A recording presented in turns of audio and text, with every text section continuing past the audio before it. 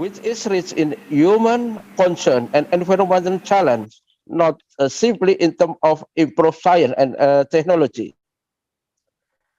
The nation overall economic development strategy must adopt new paradigm that see the village as a potential hub for economic activity. To optimize the potential of rural area, policymakers must establish appropriate policy that take into account changing the internal and external situation. Rural development should receive greater attention, and village should be treated with more consideration. Our possibility strategic move is to establish the appropriate resource. Ladies and gentlemen, science and technology-related research, teaching, and community service are long-standing strength of Jenderal Sudirman University. Jenderal Sudirman University aims to produce competent graduates with strong leadership, skill in the depth industry knowledge, and innovative idea who can adapt to societal, economic, and technological change. Universitas Jenderal Sudirman is strongly committed to achieving this objective in order to collaborate with the scientific community in developing answers for redesigning our society, including the field of economic and related areas toward a smart society. In order to solve disruption issue in the development of rural resource and entrepreneurship, that this discussion will emerge in idea, plan, and section. Again, congratulations to the planning team and everyone who took part. Last but not at least, I congratulate the committee and all delegated or participating in this online conference for the next 2 days. With name the Allah Subhanahu wa Ta'ala, Bismillahirrahmanirrahim, the 5th International Conference on Multidisciplinary Approach for Sustainable Rural Development 2022 is officially open. Good luck, enjoy with this seminar. Greeting for Hokkaido, German, for Japan. Assalamualaikum warahmatullahi wabarakatuh. Waalaikumsalam warahmatullahi wabarakatuh.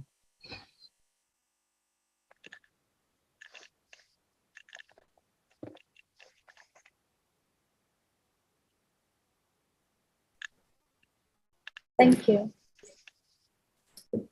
Ladies and gentlemen, now we're going to move to the next agenda, which is the photo sessions with the Rector, Head of Institute of Research and Community Service, and all participants. To all participants, please turn your cam on to have the photo session.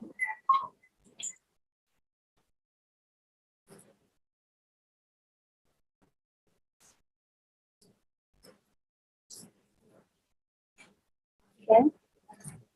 Okay, so now we're on the screen one.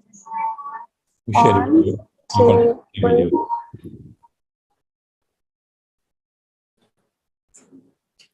Okay. The next screen, screen 2. Please turn your cam on.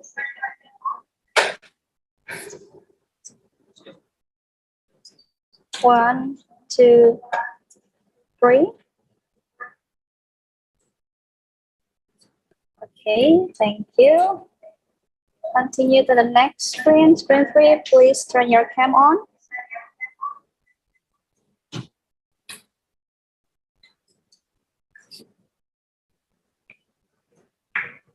Okay, so 1, 2, 3. All right, thank you.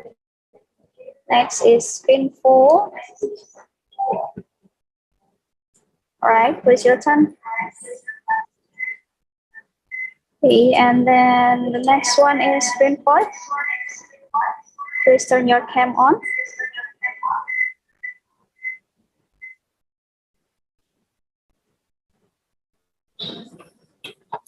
Okay, and then the last screen, screen 6.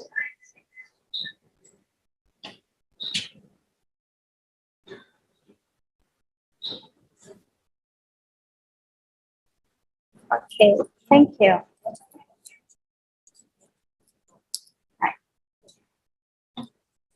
Very well, distinguished guests, ladies and gentlemen. We will continue to the next agenda, which is the first plenary session. We will be listening to the keynote speech delivered by Professor Zainal Asnam Muhjalan from Malaysian Society of Animal Production and Dr. Ing Suroso from Universitas Jenderal Sudirman. The first plenary session will be moderated by Dr. Afik Hardanto. Dr. Afik is a lecturer at Department of Agriculture Engineering, Universitas Jenderal Sudirman. His field of expertise includes ecohydrology and environmental engineering. Now, ladies and gentlemen, we would like to invite Professor Zainal Asnam Muhjalan, Dr. Ing Suroso, and our moderator, Dr. Afik Hardanto, on screen. Okay, it's time for us. Okay, thank you very much, Master of Ceremony, and good afternoon, good morning, ladies and gentlemen. Thank you very much, and Honorable Rector of Jenderal Sudirman University, and also Vice Rector of Jenderal Sudirman University, Head of LPPM, Unsur, Professor Rida Naufalin, and also all the IDN. Okay, welcome to the first plenary session of the annual international conference provided by LPPM of Jenderal Sudirman University. And that's we know as this conference entitled is International Conference on Multidisciplinary Approach for Sustainable Rural Development. We know this is 2022. And in the fifth of ICMA-SURE conference, we present grant time entitled the Advanced Strategies to Development of Rural Resources for Smart Society. And my name is Afik Hardanto, and I'm going to be the moderator today. And also with us in this first session, we probably invite two invited speakers. Firstly, Professor Zainal Asman from Malaysia. Okay, are you with us, Professor Zainal? Okay, I see you. Okay, that's great. Thanks, Professor Zainal. And the second is Dr. Ing Suroso. Dr. Ing Suroso, have you already with us? Okay, I see you. Thank you. Great. Thank you, Dr. Suroso.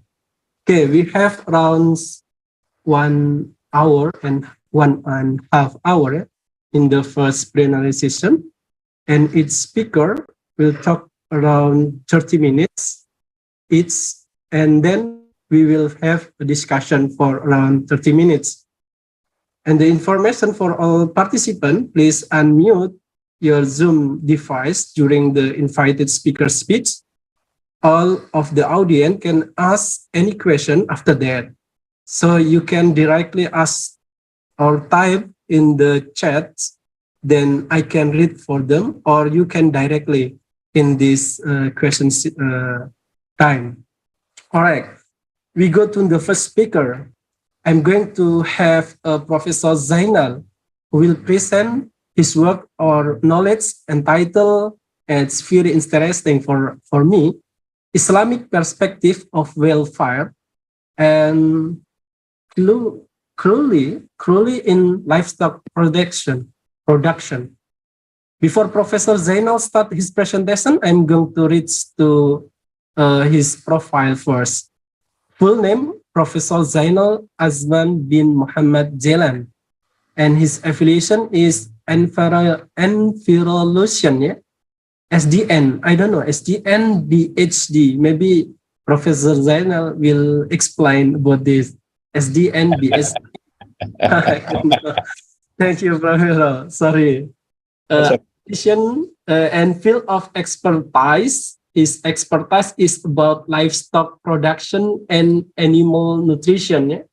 and he have also many professional experience. I think he is a professor emeritus in University from Putra, Malaysia, and also consultant of animal feed production, consultant control environment agriculture maybe, and field veterinarian, past president of ASEAN Society of Animal Production, and also past president of ASEAN Australian Society of Animal Production.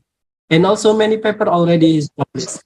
All right, Professor Zainal, you have around 30 minutes to share your work or also your knowledge. And maybe I will remind you a minute left, yeah, Professor. So please, time for you, Professor Zainal. So thank you, Mr. Moderator. Assalamualaikum warahmatullahi wabarakatuh. Good morning, selamat pagi. Yeah, respected and distinguished Rector of the University of Unsur, Professor Dr. Ahmad Sadiq, distinguished administrators of the universities, my respected speakers, and all participants in this screen, wherever you are. It is great to be here, to be among you, share some knowledge. Perhaps we could enlighten ourselves in the next 30 minutes. Tunggu saya nanti tanggal 14. Okay. As briefly as possible, if I can. In this Nyambung kuliah dulu. Okay, next one. Okay, when we do a lot of farming, next slide. Okay. The topic I have chosen is Islamic perspective of welfare and cruelty in livestock production. A topic that people rarely hear, but is very widely spoken on the corridor rather than officially. So I hope in the next 30 minutes, I could briefly introduce the importance of providing good welfare in a way that we should be done in our farming system. A good welfare means good production of the animal. You get better productivity. Good welfare is something that is demanded by our way of life that we should be doing wherever we go. It is a question of sustainability. We do not want to have a farming system that is not sustainable due to failure in the welfare issues. Okay. Now, we look back how animals started with man, how they become our friends. Men domesticated animals for sources of food, non-food materials, for the power they have on their body, and as a friend, a companion. But however, today we have increasing global demand for food has intensified for livestock production. So because of this, there's a demand for a system that is intensively farmed and adopted in the aim of maximizing profits by rearing more animals in a smaller piece of land. Man has involuntarily or intentionally overlooked the ethics of farming. Ethics in Etika, I call it Etika in Malaysia, Etika here, Intika, something like that. I'm not sure. Next one. So the ethic of farming must be there. Okay. What are the views you say the current farming operation? We have misguided capital allocation that leads to poor farm management. You sacrifice animal welfare and the environment. And number two, there's a lack of farming knowledge, recording stopped, skills and management practices, especially in the smallholder farming system. There's a lot of emphasis on bigger productivity and improved farm profitability. That is all our emphasis. Breeders have designed animals, whether it's cattle, poultry, birds, or whatever you do, with emphasis on economic traits. The character, or they call it economic genetics, that is good for economic growth at the expense of longevity, which means that you get good economic productivity from the animal, but you actually shorten their life because of the breeding system. For example, you're breeding a dairy cow for high milk yield, but with a large pendulous udder that is prone to mastitis, one of the biggest problems. You can look at this little cow. the milking machine and the milking part of the body is so huge so that they can produce more milk. But then most of these animals will have problems later on in their life. Okay, next one. Okay, for the consumers, what do the consumer think? I think we must think whatever when you do farming, we must think what the consumer wants. There's strong belief among consumers that today, especially the young consumer, they are very concerned of three things. They are concerned of the quality and safety of the food, whether such food will be causing ill health, whether it causes problem to you, especially in the long run of eating it. And number two, they are concerned about the ethics and welfare of the animal. They are farm that give food for production of food to you in the under intensive farming system. And number three, they are concerned on the impact of farming, particularly intensive system, on the environmental degradation. So today, if you see in the supermarket in an advanced country, you can see that they are selling milk, for example. On the packaging is written, this milk is produced from a farm that is farmed with good welfare to the animals. There's an assurance by the farmer to give to the people, the buyer, the consumer, that these animals have been cared properly in the process of producing milk or beef or whatever it is. This is an example where the world is going into. This is something that is very required. Okay, we talk about good animal husbandry practices, or called GAHP. GAHP is the ethical code or essential code of conduct in the management of the farm and animals and the activities that goes with it. Our aim is here is to ensure that the farming process is acceptable. Who accept it? The consumer accept it. And you yourself might accept it as a producer, you must accept it. Economically feasible, that is good enough. That you can make some profit out of it. You don't lose money. And number three is sustainable to yield products that are sustainable consumption and of highest quality. See, essentially, that's what a good practice of farming will do. To produce food that is good, of highest quality, and is safe. Okay, we look at Islam. What does Islam say about this? Islam has reminds the purpose of Allah's creation. Islam teaching advocates the utilization, the use of nature for man's benefit. Islam has told that Allah has given you the nature to you for you to use to get benefit out of it, and Allah has leave it to you to take care of the gift that given by Him. So I think along with the preservation of the universe that Allah has placed in mankind custody, He has given the chance for you to take care. Nature is for man to exploit for his own needs, so you must recognize and must be respected as a gift from which man must be grateful. While the end of a man himself is nothing else but to serve God and worship Him alone as the purpose of man's creation. Okay. Number three, as such, preservation of nature, kind and proper treatment of animals are responsibilities of men. This is reflected in the Quran, in the teaching of Islam, which is found mentioned in the Al-Quran and the Hadith, which is actually, Hadith is a saying of the traditions of Prophet Muhammad sallallahu alaihi wasallam. So we are guided by these two, and these two are reminders for you to farm correctly. Now, you look at some examples. Allah has created animals for your use. The Quran has precisely mentioned the use of animal by human. For example, Surah An-Nahl, which is named Beast, which is Surah is equivalent to chapter 16, verse number 5. And farm animal He has created for you. From them you can get warmth and numerous benefit, and for benefit, and for their food, which is meat or milk for you to eat. Another chapter on the same chapter, which are different verse number 8.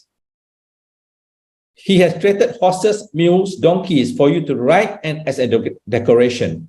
And He has created other things for which you have no knowledge. There are many, many things more that He has created that you have no knowledge unless you keep on learning. And you go to the next chapter, which not the same chapter, verse number 66. And indeed, for you in grazing livestock is a lesson. We give you drink from what is in their bodies between excretion and blood, pure milk to drinker. This is mentioned in the Al-Quran. What else that can you, what a reminder is given to us? And then completely a new chapter, Al-Hajj, verse 36. We have made animals subject to you that you may be grateful. Okay. So in fact, the surah chapter about Anna is mentioned from verses 5 to 15. It gives you, God have mentioned so many things about nature that's created for human, and you have to be grateful to it. Being grateful here means you have to take care of it. If this animal, you don't abuse it. So now we go to the next one. Allah has created everything in a balance. This is very important word. When you upset the balance, a lot of calamities will happen. You can see today, you can hear today, a lot of things is out of balance. What is given to you was in balance, but you have upset it, and man is responsible to nurture as vice-regent. You are supposed to be teaching what should be done. Okay. There is a chapter number 15, verse 19 to 20. And the earth we have spread it and cast there in firmly set mountains and caused to grow there in something for very well balanced. Of course, the Quranic translation is a bit more difficult to read, but simply it means that it talks about the creation has been made for you in balance. And there is not a thing but that with us is dispossessory, and we do not send it down except according to a known measure. So we do not send anything for nothing. That's not, they don't throw any instruction for nothing. There's a reason for the instruction. There's a reason for why this chapter is written in the Al-Quran. Okay, we do balance. The next one, Surah chapter Ar-Rum, that number 41, which is chapter 30. You can, in the Quran, chapter 30, line 41, verse 41. The corruption has appeared throughout the land and sea of what hands of people have earned. So he may let them taste part of its consequences, what they have done, and perhaps they will return to be righteous, to return to the correct way.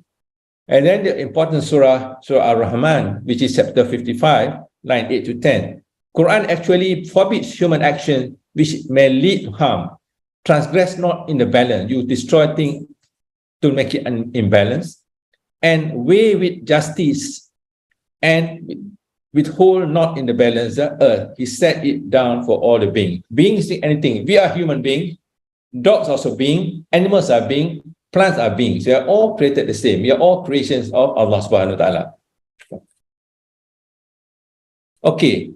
Look at how Islam perspective on respect and kindness towards animal.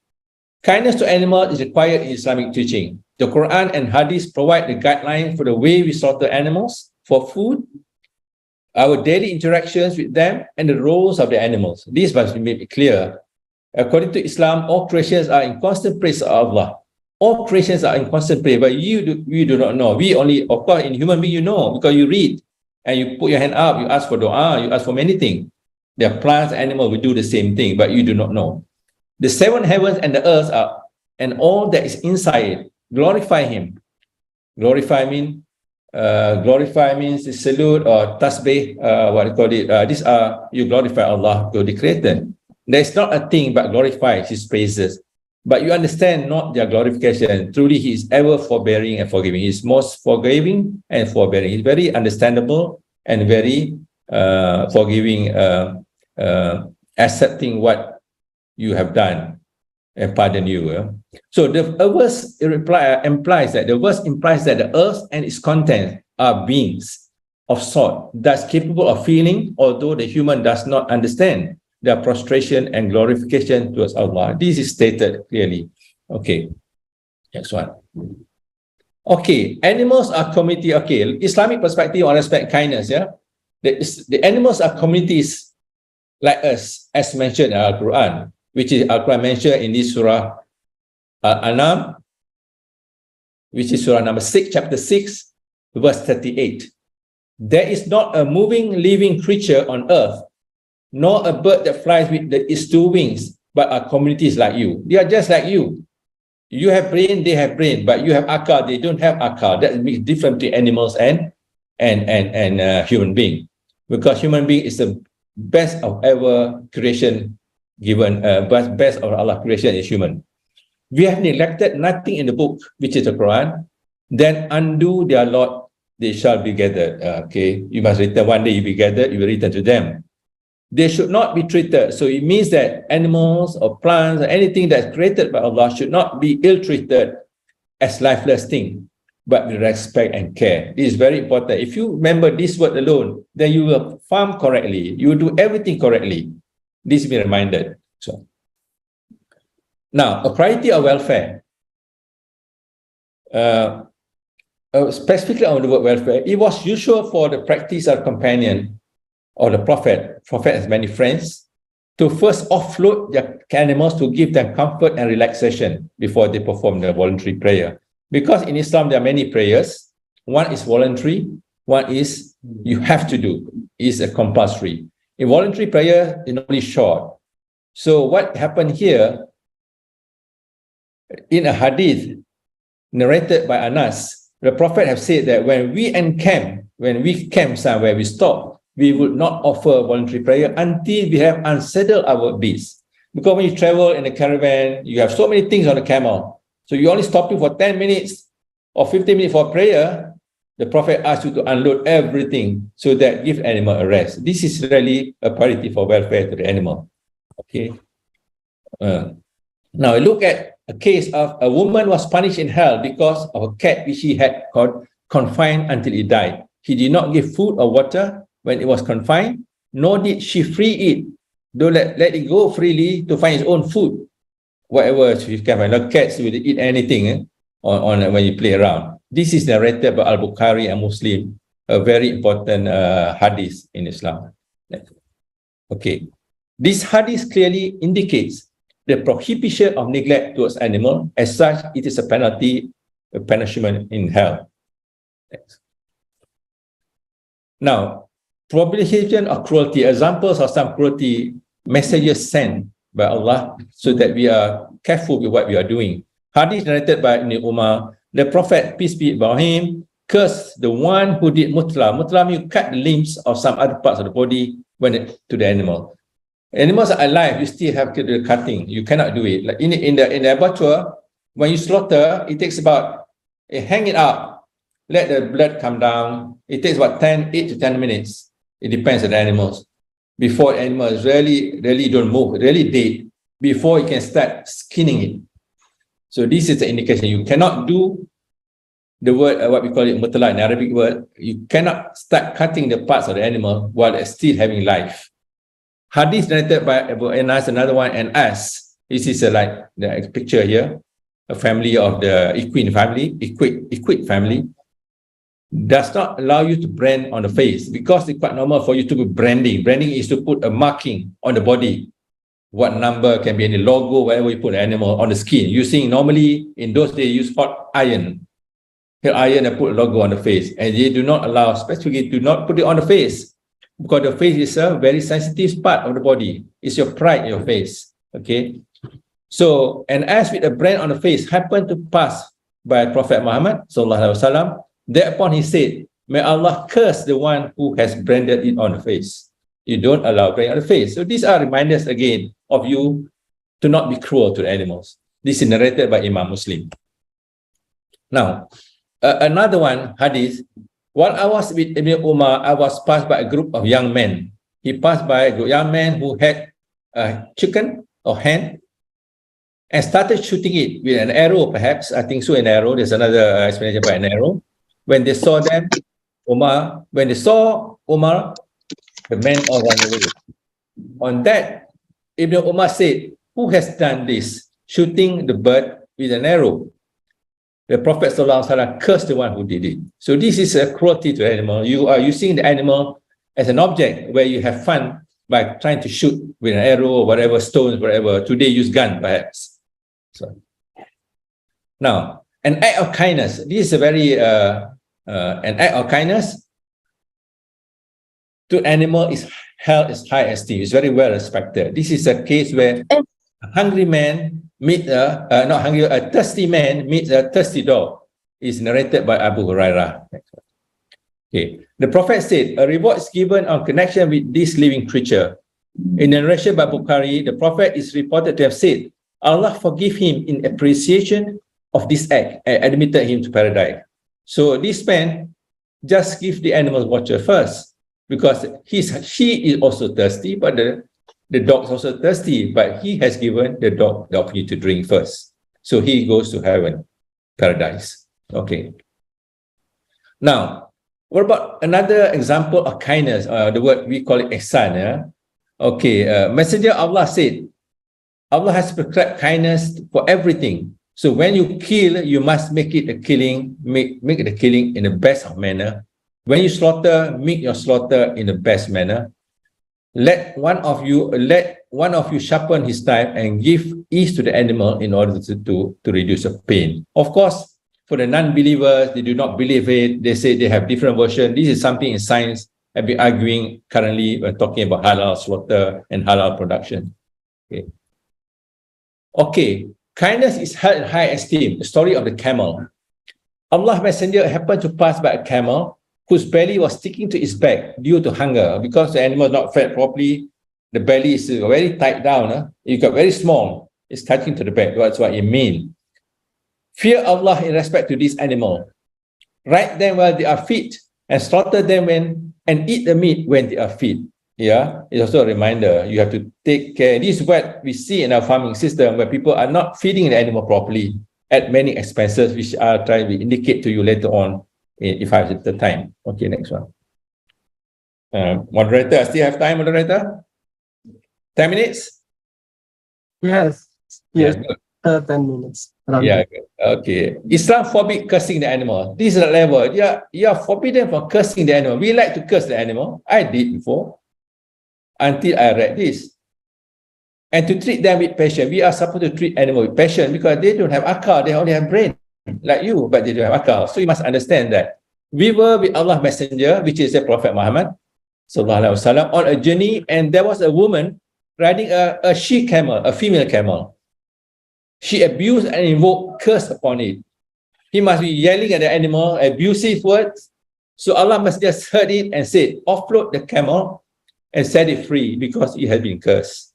This is the level of respect Allah had reminded us to give to animal, which is also a being, the animal being, from a human being to animal being. Okay. Okay. We talk about animal welfare. Animal welfare can simply means how well an animal is coping with the condition in which it lives, how well it can adapt. It's a simple way to describe. You don't have to go so scientific about it. In other words, it tells you how the animal cope with the physical and emotional state arising from human attitude and practices. How you found the place. So the animal has to cope with your style, not you coping with the animal style, which is a bit different. Yeah, animal follow human or human follow animals. Yeah, this is the issue we are debating a lot today. Okay, animals have psychology too. They got feeling. Physiological well-being is very important because farm animals are sentient beings, meaning that they have feelings and emotion that can suffer physiological trauma. Yes, I learned from my own experience as a scientist. We put a needle on the animals, and the animal got broken and left inside. 3 years later, he will not allow you to get around the neck area where I put the needle before. He remembers it because it was a pain that you have caused, and you're coming back again to give the pain. Next. Okay, we have to talk about freedom. Animals have freedom. When you talk about animal welfare, you're talking about 5 freedom. What is it? Freedom from hunger and thirst, thermal and physical discomfort from temperature, how the housing, with the air condition, what temperature we have. Animals are farmed in 0 degrees, below 0 degrees Celsius to 50, 60 degrees Celsius. Yeah, what would you do about it? Okay, you put them in a house, the roof is so low, it's so hot, the wind is not blowing, there's no ventilation. These are the issues. And pain, freedom from pain, injury, and disease. Number 4, undue anxiety. Anxiety, we get excited, you just frighten them, that's undue, not called for, not necessary to frighten the animal. People farm in a quiet place. Suddenly there's a train pass by, there's buses and everything. And there's a pesta, a fun fair going on, which is not right for the animal. Even to that level, be advised by experts and also by religion. And animals should allow to display most normal pattern of behavior as much as possible. Yeah, as much as possible. Okay. Excuse me, Professor Zainal. 5 minutes left. 5 minutes left. Okay. Okay. What are the issues in animal welfare? We have rearing and management of dairy cows. We see a lot of issues. rearing of sow with pig. There's a lot of issue there. Housing of layers, chicken in different cages, and restriction of feed. These are common things happen in the farm. It can happen in pork and poultry, dairy cattle, but very often in the dairy cattle. Next one. Okay, we look at dairy farming. Dairy farming example, just an example. Yeah, there are many animals. I cannot mention all today. It take a whole course to teach you, one semester. But here we just try to put 30 minutes. Number one problem is acidosis. Acidosis is where the condition where the stomach becomes very acidic, and a lot of problem. This is very common problem. Yeah, a lot because they are feeding them a lot to get more milk. Feed. Yeah, then they develop a lot of acidity in the stomach, and that can even kill it. And we have a problem called milk fever, where too much milk is coming out from the animals. They produce 30 liters, 30 kilos of milk a day. Okay, that's due to nutritional management. You did not manage, and lameness, ketimpangan, lameness, because of poor flooring, poor housing, poor nutrition, infertility, kemandulan. Number 4, because you repeatedly try to use AI, whatever it is system, and you force the animal to calve every short period of time, no period of rest between two giving birth, and then very little housing, poor nutrition, and excess production of milk. And number 5 is mastitis, poor milking procedures. These are the 5 very common welfare issues seen in dairy farming intensively. Okay, of course, the other one, acidosis, we're not going to go into detail about it. This is why I say go to the next one. Okay, this one, important one is milk fever, where animal lost of calcium from the body. Calcium is lost from the body through the milk. 30 liters a day, 20 liters a day, every day for 305 days. Yeah, average 20 liters. So they have lost a lot of calcium, and animal will not be able to get up. Yeah, what happened? They lost a lot of calcium. Cows usually die without urgent treatment. Poor management of nutrition, they do not know how to feed. Animals are producing a lot of milk, but calcium is not much there. And calcium, when you lose a lot of calcium, you have a lot of nervous problem. Like these 2 pictures of the animal, they are down. They need to be treated. You're not supported 1 day, 2 days, they are gone. You're finished. Okay. This is a case of lameness. Last 2 slides. Lameness is ketimpangan, very, very common. In this particular picture on the right is an animal that has been chained for 5 years. For 5 years, they register themselves as a dairy animal. So when they are registered, they are there to be farmed. They be chained. They don't move. Conserve energy as much. They develop a lot of problems on the leg, which are circle. This can be seen in many animals in the same area. They sit only one place. Maybe move to the left, move to the right for the next 5 to 6 years. Yeah.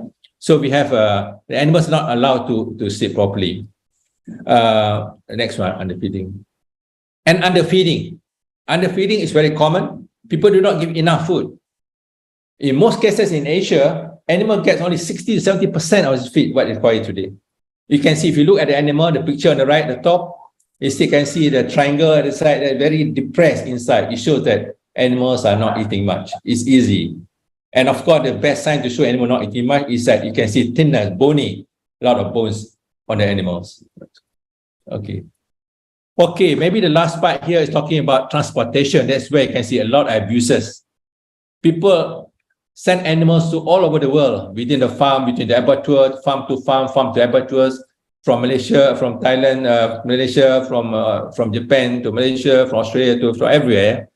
They can see animals transported through many means. The common issue will be rough handling, hoarding too many animals.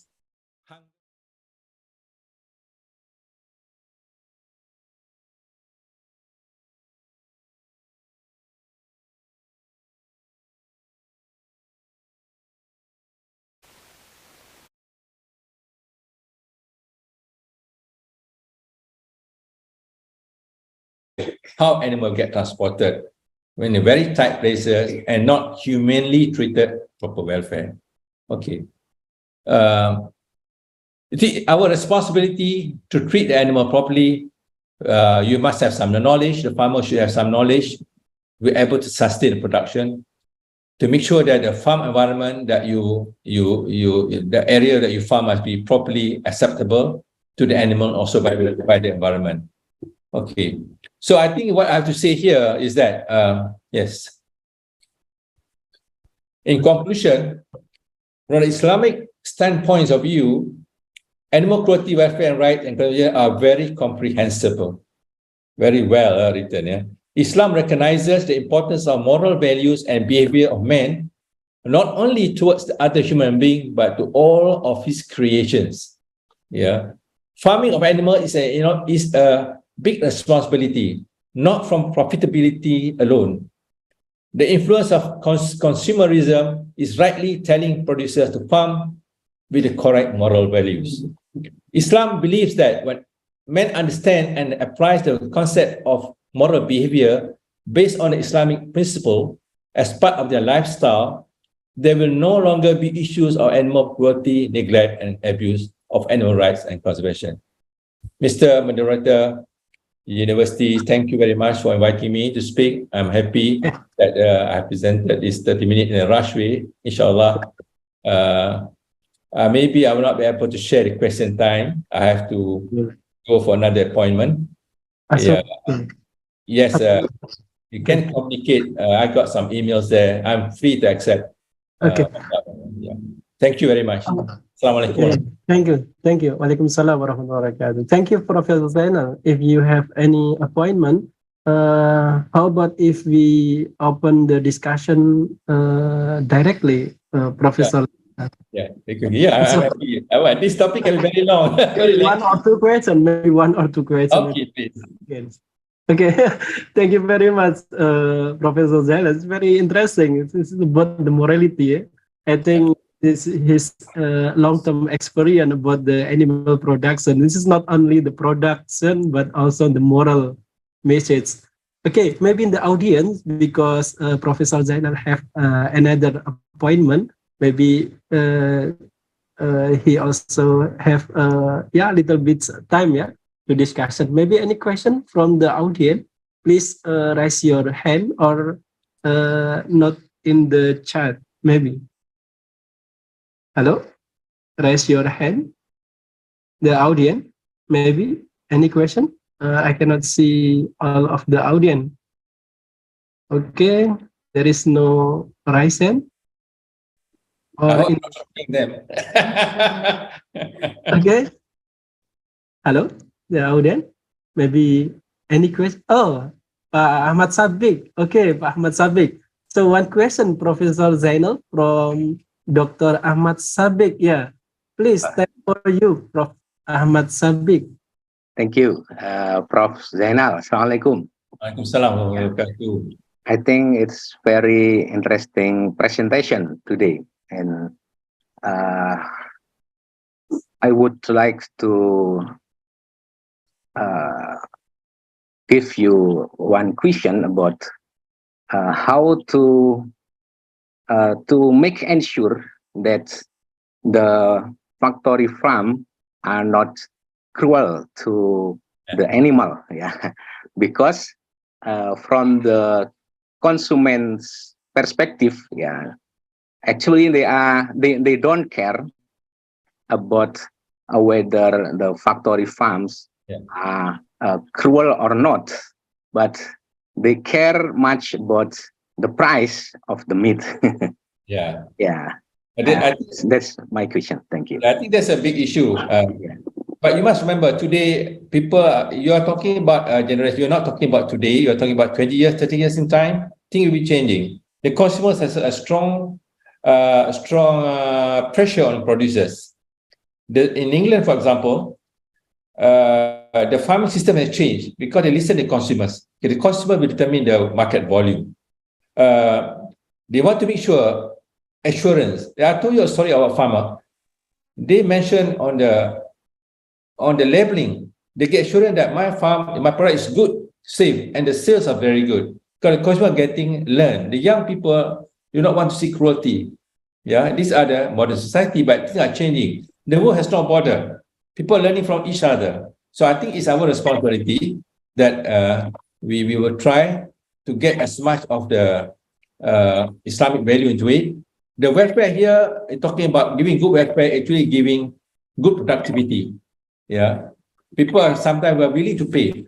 little bit more for the safety of the for the product system. Is a bit of education, a bit of authority of the place, authority to advise people to farm in the correct way. Yeah, but poultry may be more difficult where food is more important, but people are changing because changing into range farming for example, they pay more. People are willing to pay because they know it's wrong to do it. And these things are changing globally. Yeah. Very soon, if Indonesia want to export to another country, for example, the country will say now, how do you farm? Can you give assurance? So the consumers are telling you to change.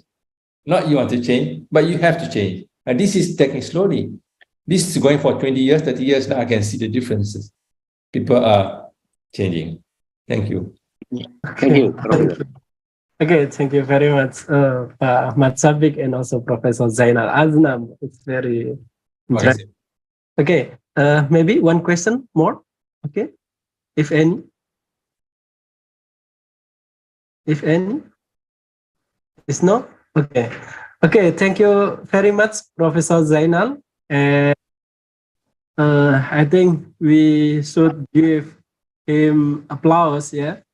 Okay, please, the audience, click the reaction tool in the, what is in the corner, yeah? In the corner, bottom, there is a reaction tool. Okay, please give the applause for him. Okay, thank you very much, Professor Zainal, for your sharing of knowledge today. And this is very interesting. Okay, okay, and good luck for you, and hopefully meet to see you again. Yeah, we can see you again. Okay, thank you very much, Prof. Zainal. Okay, ladies and gentlemen.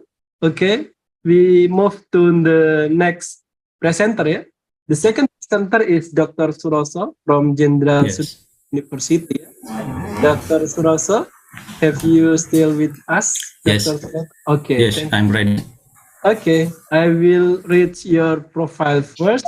Name Dr. Ing Suroso, the affiliation in Jenderal Sudirman University, and position recently he is the lecturer and also head of Merdeka Belajar Kampus Merdeka Committee. Yeah? And the study he already graduated from UGM, Gajah Mada University, Yogyakarta in Bachelor, and also master and doctoral program graduated from Stuttgart University, Germany. So he lists many publication and international collaboration already performed by him.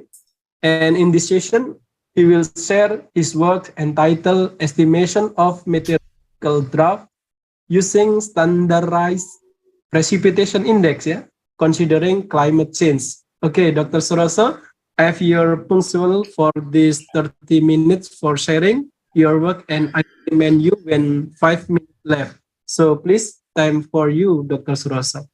Okay, thank you very much, Mr. Moderator, Dr. Afik Hardianto for the time. It is an honor and a privilege for me to be invited in this international conference on multidisciplinary approach for rural sustainable development 2022. I'm Suroso. I'm from Department of Civil Engineering, Jenderal Sudirman University, Indonesia. I would like to give a presentation on our research project entitled Estimation of Meteorological Drought using a Standardized Precipitation Index considering climate change. Let me share my screen. I think I cannot share my screen, Afik. Okay, you will share with yourself, or you need any help from No, us? I cannot share my screen. Okay. Maybe Okay. Technical problem in Zoom, I think. I will ask the host. Okay, from the host, I don't know. Say first. Okay. Host. Okay, please. Oh, you already host, Dr. Suroso. Okay. Yes. Thank you. Okay. So this is a part of our research collaboration project with Anissa Nur Fadila Wira Deviana. She is my student in my department. and also Dr. Ardiansah. He is from the Department of Agricultural Engineering, Unsud, Purwokerto, and also with Professor Edwin Adrian. He is working on the National Research and Innovation Agency, BRIN, Badan Riset and Inovasi Nasional Indonesia.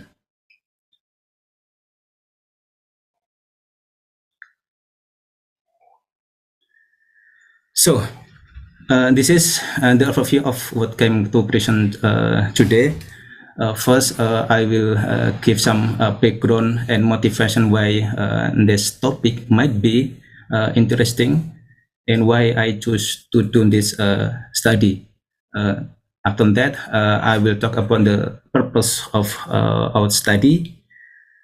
And then material and method of this study will be presented, including study location, description of study location, and data, its type, spatial and temporal resolution and coverage, and also method of calculation during this study. Afterward, I will go over some empirical finding, such as change of rainfall attribute and development and evaluation of rainfall simulation model, and also what is impact of drought of climate change or rainfall change on meteorological drought. And at the end of my talk, I will conclude my research funding. So my background is that drought is a natural phenomena that occur caused by a high rainfall deficit. This drought can direct impact on agricultural sector, and the financial loss due to drought in agriculture is estimated around 3 trillion per year. In addition to having drought, a direct impact on decreasing food productivity, drought can also cause indirect environmental impact, such as a forest fire, with a potential financial loss more than 70 trillion per year, recorded in 2019.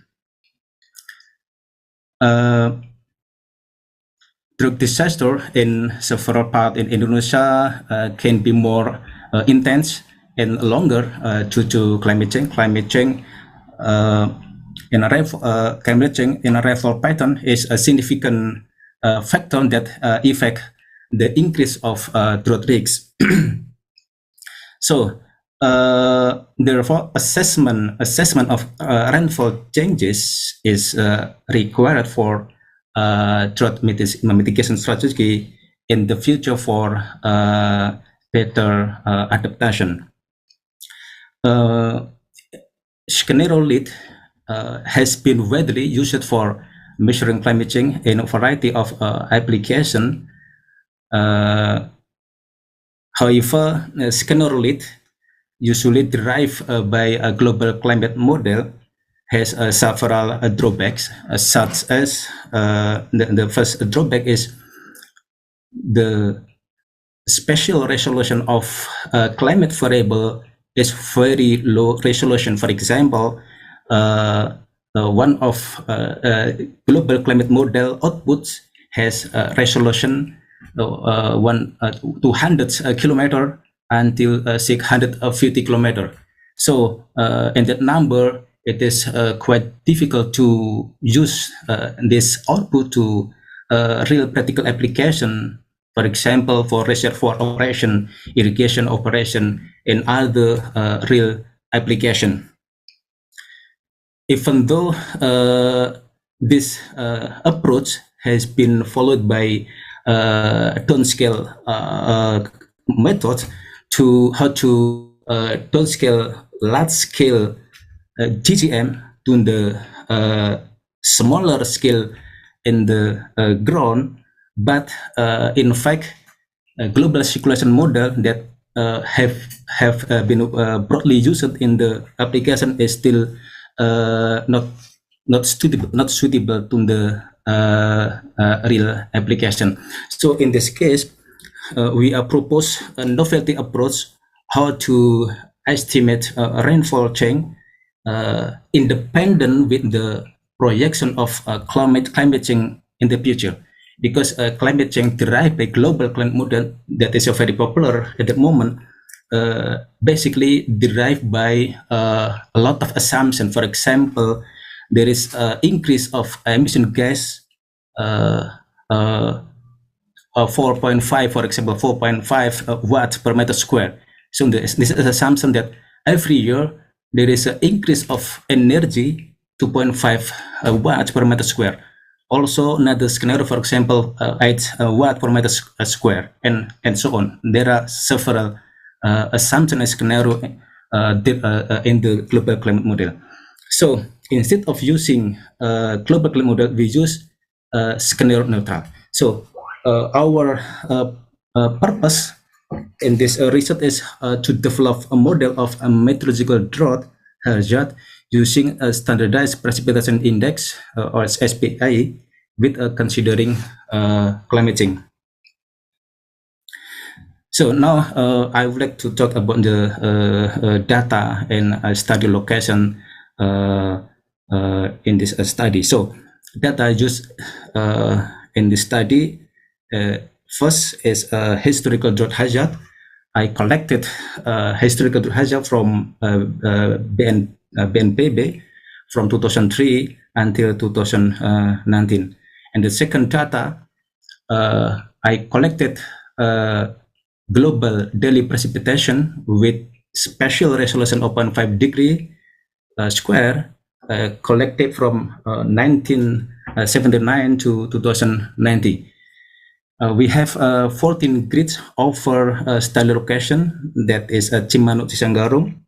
So Cimanuk Cisanggarung watershed has 7,000, more than 7,000 kilometers square, located mainly in West Java. Small part are also located in western part of Central Java. So now let's move to the method. First step, we need to calculate trend analysis using Mann-Kendall. So Mann-Kendall trend analysis is very popular and very simple. We just assumption that the null hypothesis is there is no trend in this case. So then we evaluate and we examine whether the series data that we want to test it is really changing or not using this monotonic trend evaluation. With the certain significant level, for example, we use 1% significant level, then we can evaluate within the series of data. For example, rainfall series data is really showing behavior downward trend or upward trend. After that, we need to specify the perturbed attribute or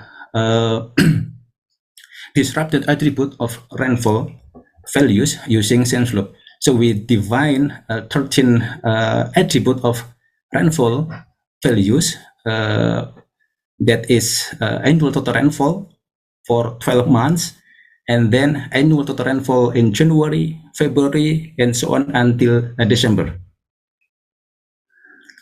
The third step is a generation of scenario. So we adopt inverse approach introduced by Guo et al. 2018. This is one of our collaboration research as well. He is from University of Adelaide, Australia. So this approach is relatively new in hydrology and water resource community. So first step, we need to calculate minimum and maximum boundary of attribute rainfall for sampling purpose using change slope method. After that, we do some sampling from attribute of rainfall that from interval minimum and maximum limits. And then number 3, we develop a stochastic simulation of a daily rainfall derived from the perturbed attribute. This step we do repeatedly for 130 simulation to have sufficient simulation data.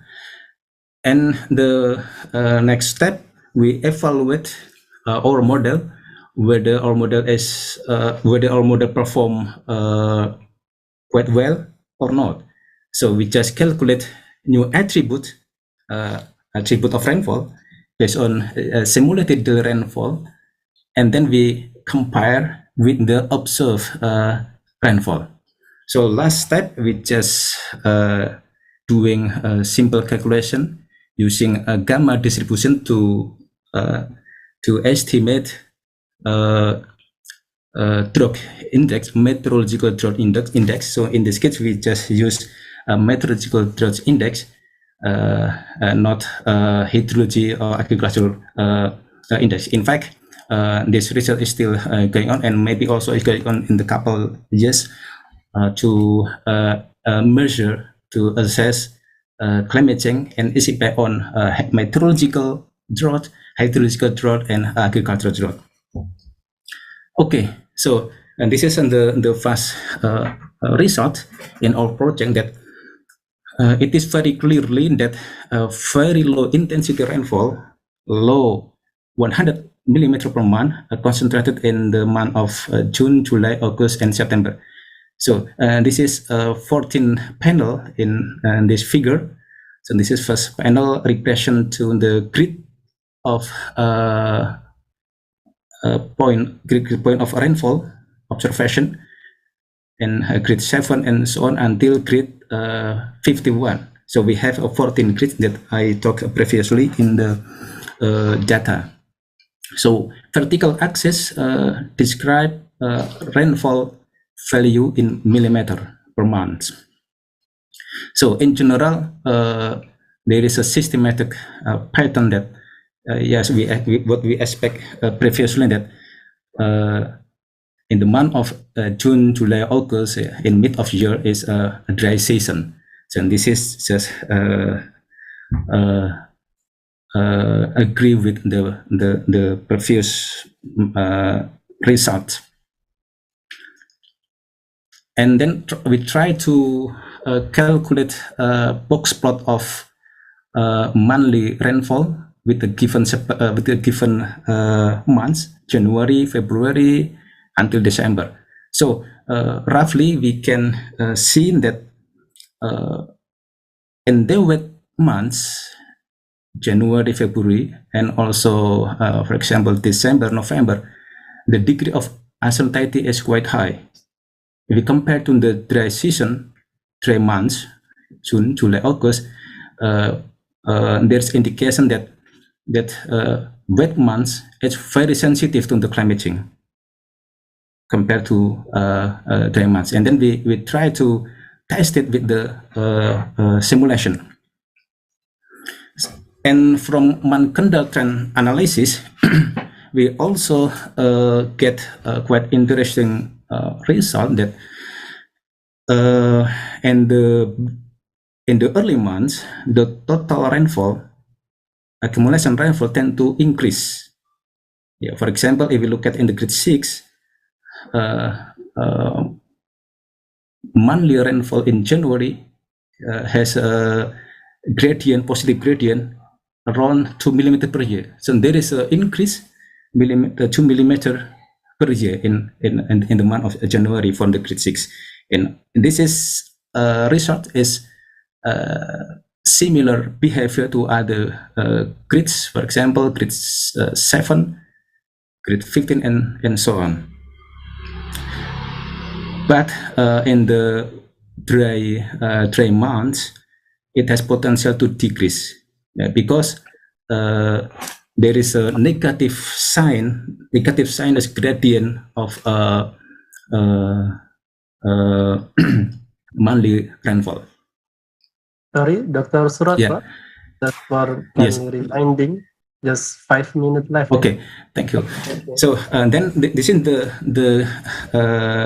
the core of our research: how to generate daily rainfall by considering changing in attribute rainfall, either positive or negative. So this is basically is monthly rainfall. So we just sampling from that interval from minimum from lower limits to upper limit randomly or stochastically. From that sample of attribute, we try to generate daily rainfall instead of keeping or maintain a character of data. We just let attributes relax. So this is quite different from the classical approach.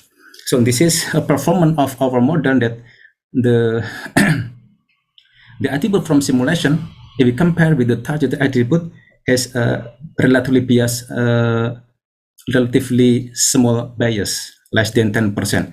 For example, we simulated 1.2 bigger than the data. There is a change 1.2%, for example. Then the simulated can be different from 1.2, for example. Okay, and then this is a summary of our model. Basically, our model can perform quite well. The success rates in grade 6, for example, in grade 7, more than 90%. Okay, and this is the last slide. Might be I ask extra time to moderator that. From the climate change assessment for grade 6 and grade 7, there is an interesting result. So I try to explain the procedure. There are 130 simulations of daily rainfall generated by scenario neutral. Then the daily data aggregated to monthly time scale. And then we classify it into 12 months because we agree seasonal behavior. And then we do a kind of box plot for every month and compare with the mean value of observed monthly rainfall. So the finding is for wet months, for example, December, January, and February have higher sensitivity with the rainfall change. For example, you see here, January, part of grades 6 and 7, there are a lot of outlier here. That this indication that wet months, January, February, and March, have a higher degree of sensitivity with the climate change. So it means that there is possibility drought event can be occur in wet months. If we compare to the duration, it is not possible that flood event or higher rainfall is can occur in dry season. So to conclude, my result finding that synthetic daily rainfall can be generated under the climate change scenario. It can be implemented not only for drought monitoring, but also for many applications. For example, if you want to do some kind of stress testing for reservoirs or irrigation system or other water resource and management application. And the second point is our model with higher success rate in terms of attribute of rainfall, observation, and simulation is quite similar. And monthly rainfall in the beginning of the year, January month, will tend to increase, while monthly rainfall in the mid-year, August and October, will decrease. In wet months, especially in December, January, February, have higher degree of sensitivity in the rainfall change in the future. This is different with 3 months, June, July, and August, where they have less sensitivity with the climate change. Okay, thank you for your attention. I give it forum to Dr. Afi Hardianto. Thank you. Okay, thank you so much, Dr. Suroso, for the interesting find. This is very interesting finding, and also at fun method and also result, I think. And this is very nice. Okay, I see from the picture there are many what's audience. I think it's very curious with the results. For example, this is Professor Wahyu, yeah. Oh, there is also Dr. Diaruri, yeah, from FPIK, yeah. Okay, first we have discussion forum, yeah.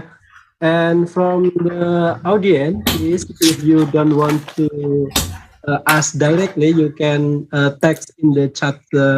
What is in the chat, yeah? Okay, first, Diaruri, yeah. Okay, please, for you. Right. Thank you very much for the opportunity. Good morning, everyone. And Dr. Sarosa, I think it's very interesting topic that you've presented today. And I would like to ask related to that the research area that you did and to collect the data is in Chimanuk, if I'm not mistaken, right? And would it be different? I mean, Chimanuk itself, is it a model location, or can your data be applied in other research area, for example, in the north coast of Java, or and also how the other researcher can use your data, especially is there any IoT application that have been applied from the result of your research? Yeah, I suppose that will be all. Thank you very much, Dr. Afi. Okay, thank you, Dr. Jaruri. So please, Dr. Yes.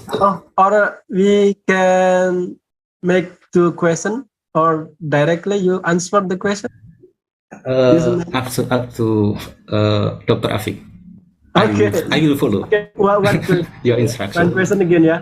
One question again. Okay, Dr. Endang Hilmi, please. Thank you very much, Dr. Rafiq, my best friend. As Dr. Suroso, I very interested for your result of your research. I have 2 questions. The first, maybe I hope you entering the phenomena of La Nina and El Nino in this year program. Maybe you describe why the condition of your research if you entering phenomena of La Nina and El Nina. The second question, I have you give me information impact of your prediction of your research in environment, in agriculture, in forestry, and other activity in Indonesia. Itu aja. Thank you very much, Dr. Rafiq and Dr. Suroso. Okay, thank you, Dr. Endang. Okay, please, Dr. Suroso, time for you to answer the question. Okay, so the first question is from Miss Tia Ruri from FPIK. So whether our model can be implemented to other many areas? Yes, of course. Our model has been tested in this Chimanuk Cisanggur watershed, but it can also be applied or implemented in many area, and not only in the region but also in the topic area. For example, if you want to test a system, we want to stress test in a system, for example, agriculture area, irrigation, flood control, and so on. We can simulate using scenario neutral to know that whether the system is showing good resilience or not with the change of climate variable in the future. I think that's point, yeah. I think, and then the second question is from Dr. Endang. Yes, of course I consider La Nina and El Nino implicitly in the data because I use original data, a complete daily data from 1979 to 2090. There is a lot of climatic phenomena such as La Nina and El Nino that exists in there. So we just use the number data, but number is reflected from the phenomena. So, and directly we take into account La Nina and El Nino. But quite interesting as well, the question if we discuss for the specific time when the La Nina or El Nino happen here. Whether there is a strong correlation between El Nino and our model, for example, if we detect a drought event and then we just compare with the La Nina and El Nino. And the second one, impact on Afik, can you talk again? Impact of rainfall for environmental, agriculture. Oh yes. Okay. Yes. This forestry. is okay. Thank you, Dr. Endang. So yeah, actually, from my finding that wet season actually very sensitive from the change of climate, change of rainfall in this case. Yeah, we can also incorporation of other variable, for example, temperature, evaporation, and so on. But in this case, we just use rainfall, and our preliminary research present that wet season, January, February, March, is very sensitive. I mean, for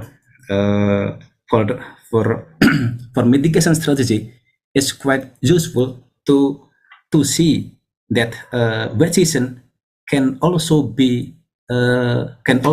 have a drought hazard, and we also understand that, for example, for dry season has a dry season, it can be longer and overlap with the wet season. And this is extreme condition, extreme value. Even though the expected values of monthly rainfall in the wet season, of course, is very high, okay, millimeter per month. But in extreme value, usually if for mitigation strategy, we much more interested in tail condition with the low tail or high tail. Yeah. For high tail, for example, floods, and low tail is drought. So there is a possibility the wet season can also have a dry season. Okay, that's all. Impact on the forestry, agriculture, and something like that, maybe, Dr. Suroso. And we know in maybe last 3 years, yeah, I think there is no dry season in especially in Indonesia, because of the years this is also wet season, rainy every day. Yeah, almost rainy every day. Yeah. Almost rainy. Yeah, it can be because we use data from 1979 to 2019. Yeah. And also we don't know in the future. Yeah, we don't know in the future. We just look at in the future based on historical events, right? So this is mean that your model cannot be, I mean, forecast to the future or like that? And at this moment, we use this model for stress testing. Okay. So we want to evaluate whether our system, for example, reservoir or irrigation system, it is resilient to the change or not. And then it is quite useful if to do some mitigation strategy, not only structural effort, but also non-structural effort, for example. Yeah. Okay. Thank you, Dr. Surata. Yeah. Thanks to Dr. Endang and also Jahruri for the discussion. And also, this is very interesting. And hopefully, in the future, we can also discuss about this. Okay. Also. Okay. Finally, we also, reached to 10 EM, and so move to the other session, I think. And before we close the session, I think I will remind you to make like present for this session, because this is also for the certificate of this conference. So please look in the chat room. You can see for the present for you. Okay, finally, thank you very much for Dr. Rosso and also Prof. Thank you. Prof. Zainal already left. Also for your knowledge sharing today and joining with us. And I hope to see you again, Dr. Rosso. Please, we give all of them applause again. Yeah. Please, reaction of applause in the of your Zoom platform. Okay. Okay. I think. Thank you very much. Okay. And also for the audience, thank you very much for being a wonderful participant during this session. And hopefully see you again real soon. Thank you very much. And I'm sorry if any encounter during this first plenary session. Yeah. Enjoy this conference till the end. Okay. I give back to the time to the Master of Ceremony. Thank you very much. Please. Assalamualaikum warahmatullahi wabarakatuh. Waalaikumsalam warahmatullahi wabarakatuh. Thank you so much, Dr. Afid, and our two great speakers, Professor Zainal and Bapak Suroso. Well, before proceeding to the next agenda, I would like to, give a slight comment on these two presentations, Mbak Nadia, since we both are from social sciences. Do you learn something from these two presentations? Yes, of course, Bu Indri, because these two presentations are very interesting. I mean, for example, the first presentation by Professor Zainal, he delivered a presentation related to Islamic perspectives on how to manage livestock and how we cannot do to the animals, and also we have to treat them not cruelly and something. And of course, we need to pay attention to their needs too.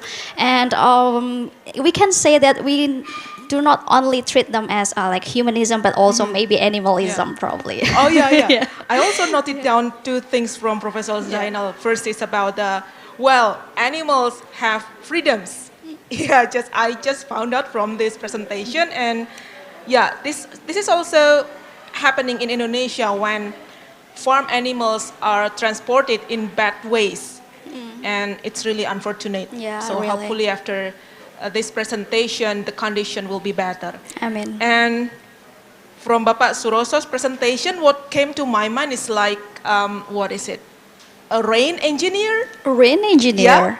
Yeah. Oh, okay. Since I think, what is it? The presentation, the table, and also the data, even though it's not a precise prediction, but we can learn from the presentation that now the climate is really changing, right? Yeah, and hopefully, even though right now it's still, like development of this forecast. You can say that. Hopefully, in the future, that they can compete with the, like the rain shaman or anything. You can say that.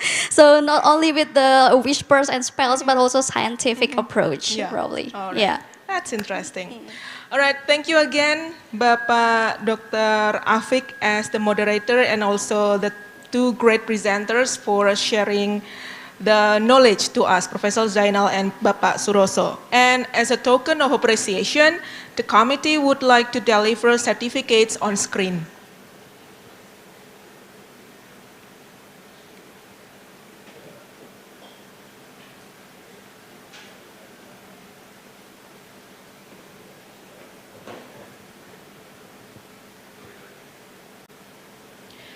Yes, ladies and gentlemen and all participants, before going to the second plenary session, we will resume for 15 minutes and please go back again on screen at 10:15.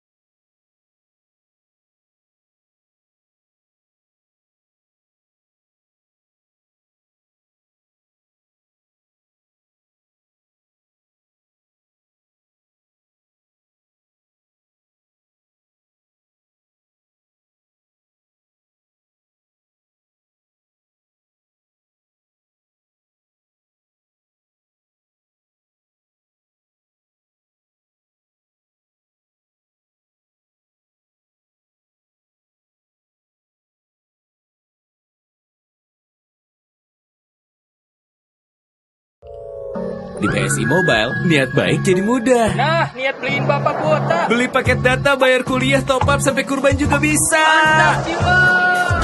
Di BSI Mobile bisa infak? Bisa. Cool. Scan QR juga bisa. Tuh, sampai nge-zoom out. Keren kan? Terus apa lagi? Transfer? Kan lah. Ken, habis transfer, diingetin infak. Debak. Kalau niat bantu sesama, pakai fitur berbagi lah. Niat siapin budget nikah nih. Nabung emas aja kakak, nguntungin loh kalau pas butuh langsung gadai aja. Kalau niat nyenengin teman, traktir lah. Asik. Asik ya. Kalau niat bahagiain mak, berangkatin haji atau umroh dong. Soleh. Niat nyenengin camat? Ya bayarin lah belanja e-commerce-nya. Ya auto di saya. Kalau niat... Nah tuh diingetin niat baiknya kan. Banyak banget ya kebaikannya. Cara joinnya cuma selfie, rekening jadi. Punya niat baik, download BSI Mobile buat dapetin kebaikan dalam genggaman. Bank Syariah Bank Syariah Indonesia. Indonesia sejak dulu kaya akan nilai-nilai yang luhur dan mulia. Kerjasama adalah salah satunya.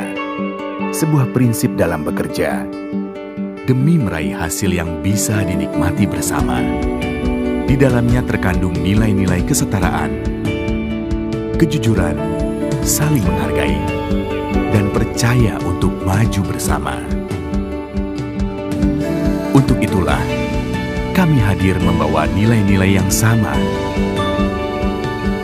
Sinergikan 3 bank syariah besar dan bertransformasi menjadi bank syariah yang inovatif, modern, dan memiliki visi global, bekerja sama dengan seluruh umat demi meraih berkah bagi seluruh alam semesta.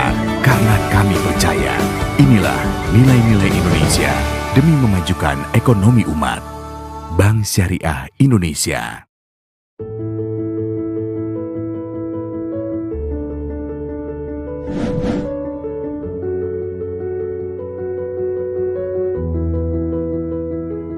Bismillahirrahmanirrahim. Assalamualaikum warahmatullahi wabarakatuh.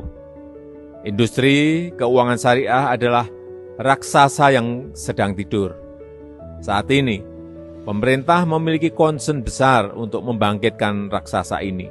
Salah satunya dengan membangun satu bank syariah terbesar di Indonesia. Sederhananya, semua aset bank syariah milik negara akan dilebur menjadi satu untuk melahirkan bank syariah raksasa. Total 3 aset bank syariah BUMN, yaitu BRI Syariah, Bank Syariah Mandiri, dan BNI Syariah, sampai semester pertama 2020 adalah 214 triliun rupiah. Sebuah angka yang besar.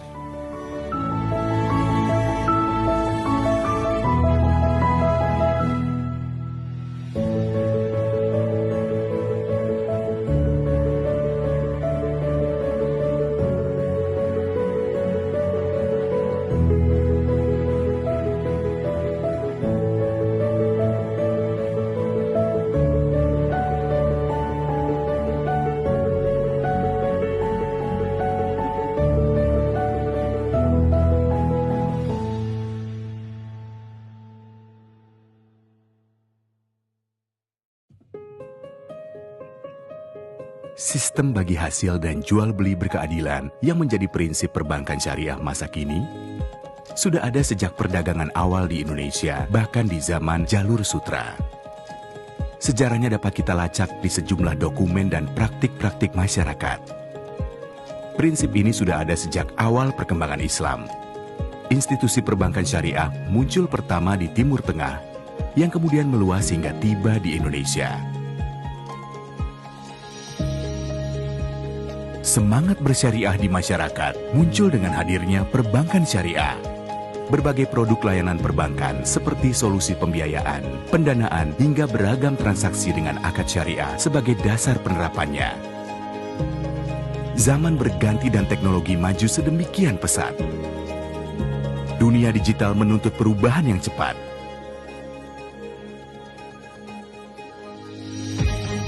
Bank syariah yang modern tak lagi hanya mengandalkan loyalitas dan eksklusivitas umat.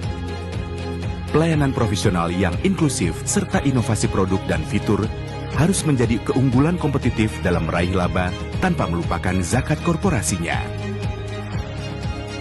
Untuk itulah kami hadir hasil sinergi dari 3 bank syariah besar dan bertransformasi menjadi bank syariah yang modern untuk memenuhi berbagai kebutuhan dan seluruh lapisan masyarakat yang beragam, serta memiliki visi global. Semuanya demi memajukan ekonomi seluruh umat dan meraih berkah bagi seluruh alam semesta. Karena Bank Syariah Indonesia percaya inilah nilai-nilai Indonesia demi memajukan ekonomi umat. Bank Syariah Indonesia.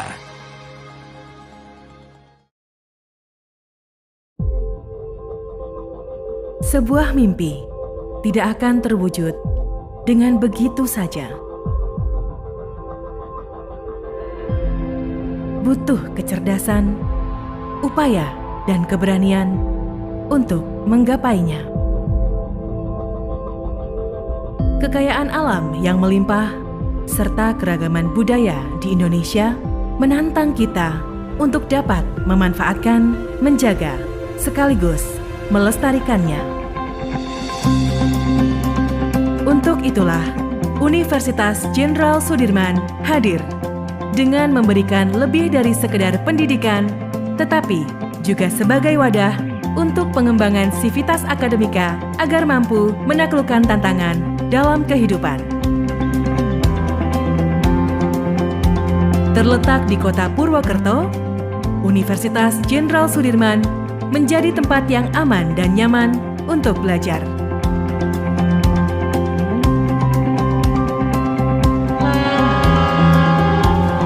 Aksesnya yang mudah membuat UNSUD menjadi tujuan pemuda dari berbagai penjuru dunia untuk meraih cita-cita.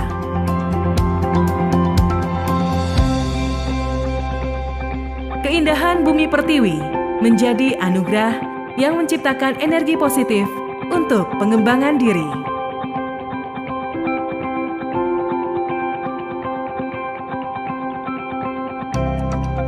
Universitas Jenderal Sudirman memiliki komitmen menyelenggarakan pembelajaran berkualitas untuk menghasilkan lulusan yang berkarakter dan berdaya saing tinggi.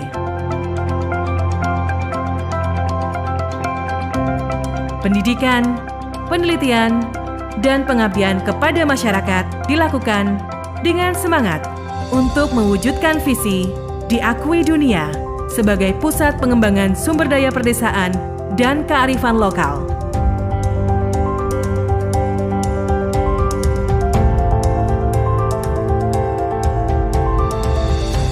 Kami percaya visi tersebut dapat diraih dengan kemitraan antara UNSUD dengan lembaga-lembaga yang memiliki harapan yang sama untuk menciptakan masa depan yang lebih baik.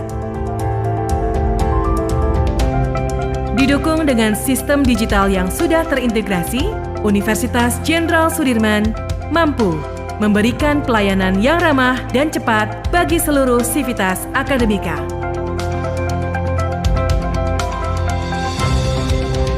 Dengan sarana dan prasarana yang berkualitas, serta tenaga pendidik dan kependidikan yang kompeten, kami bersinergi membangun reputasi guna mengembangkan penelitian dan inovasi unggul untuk pengembangan ilmu dan peningkatan daya saing bangsa.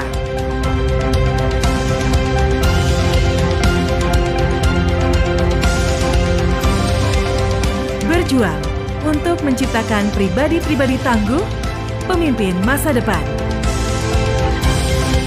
Karena kami sadar, semua orang memiliki hak yang sama, apapun latar belakangnya, untuk membangun negeri tercinta. Dan inilah kami, Universitas Jenderal Sudirman.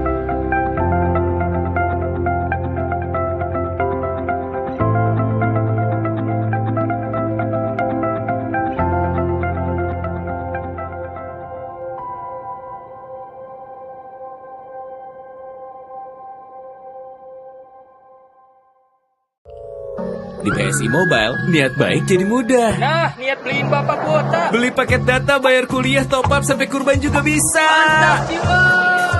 Di BSI Mobile bisa infak. Bisa. Cool. Scan QR juga bisa. Tuh, sampai nge-zoom out. Keren kan? Terus apa lagi? Transfer? Kan lah. Ken, habis transfer diingetin infak. Debak. Kalau niat bantu sesama, pakai fitur berbagi lah. Niat siapin budget nikah nih. Nabung emas aja kakak, nguntungin loh. Kalau pas butuh, langsung gadai aja. Kalau niat nyenengin teman, traktir lah. Asik. Asik ya. Kalau niat bahagiain mak, berangkatin haji atau umroh dong. Soleh. Niat nyenengin camat? Ya bayarin lah belanja e-commerce-nya. Ya auto di saya. kalau niat Nah tuh, diingetin niat baiknya kan? Banyak banget ya kebaikannya. Cara joinnya? Cuma selfie, rekening jadi. Punya niat baik, download BSI Mobile buat dapetin kebaikan dalam genggaman. Bank Syariah. Bank Syariah Indonesia. Indonesia sejak dulu kaya akan nilai-nilai yang luhur dan mulia. Kerjasama adalah salah satunya. Sebuah prinsip dalam bekerja demi meraih hasil yang bisa dinikmati bersama. Di dalamnya terkandung nilai-nilai kesetaraan, kejujuran, saling menghargai, dan percaya untuk maju bersama. Untuk itulah, kami hadir membawa nilai-nilai yang sama. Sinergikan 3 bank syariah besar dan bertransformasi menjadi bank syariah yang inovatif, modern, dan memiliki visi global, bekerja sama dengan seluruh umat demi meraih berkah bagi seluruh alam semesta. Karena kami percaya, inilah nilai-nilai Indonesia demi memajukan ekonomi umat. Bank Syariah Indonesia.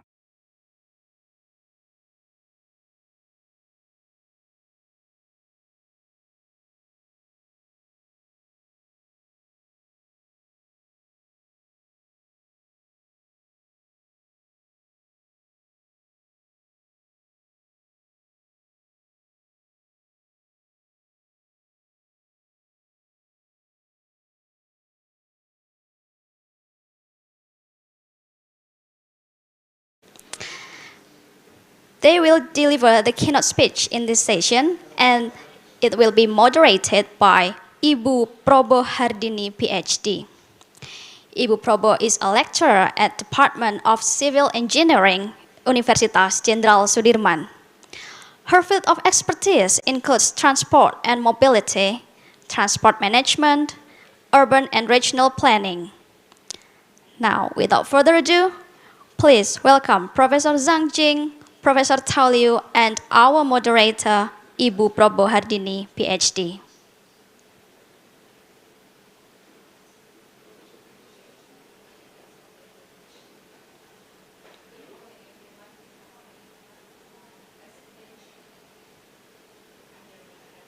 In this nation, and it's my pleasure to welcome you here in the 5th International Conference on Multidisciplinary Approaches for Sustainable Rural Development, or ICMA-SURE 2022.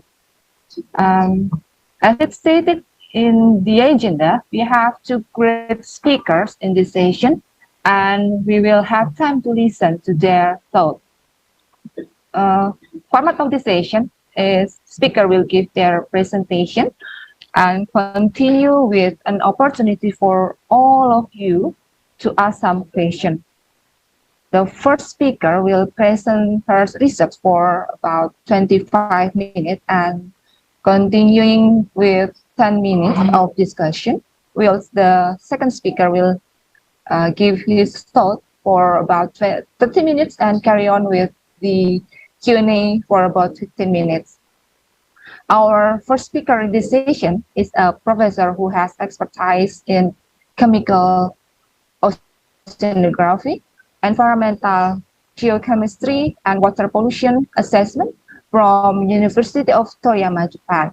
Numbers of fascinating professional experience have done. Some of them are material transport and interaction between the marginal seas and the North Pacific using multi-chemical tracers, geochemistry and of submarine groundwater discharge and shallow hydrothermal system and its impact on the coastal marine environment, food web analysis in coastal and terrestrial areas, and material supply from land to ocean by carbon and nitrogen stable isotopes, oceanic circulation and variation related to global climate changes, water structure, the abyssal circulation and fluctuation of marginal seas, the origins and long-term transportation of anthropogenic material and its impact on the marginal seas and North Pacific ecosystem, and the monitoring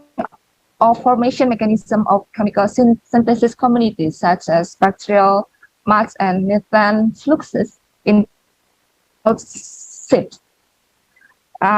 Everyone, I'd like to welcome Professor Zhang Jing, Professor at Faculty of Science, Academic Assembly, University of Toyama, Japan, who will share her thoughts entitled Impact of Climate Changes on Water and Nutrient Transport into the Coastal Area and its Surging Adaptation.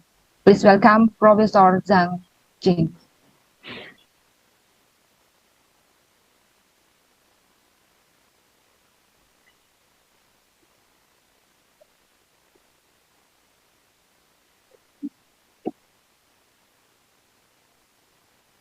Okay. Good morning. This is Jin Zhang from University of Toyama. Do you hear my voice okay? Hello? Yes. Yes, we are here. Okay, Yes. okay. Thank you. First of all, I would like to thank the organizing committee for hosting this meeting, and also thank you, Roy, Leah, and Lias, my former student, invite me to come this meeting, and also the Dr. Promo Hardini, and introduced me and also chairing my talk. And I think I have 25 minutes and about I give one topic. Excuse me, Professor. I think it's that it's not quite good signal, or it's only on my. The signal is not good. Sorry. Earphone. Let me. It's good in my computer. Let me see. Okay, maybe depends the connection. All right. Yeah, from my place. So how okay? So how about now? Okay, Professor. Okay. I just go ahead. Sorry. Sometimes happened. Let me see.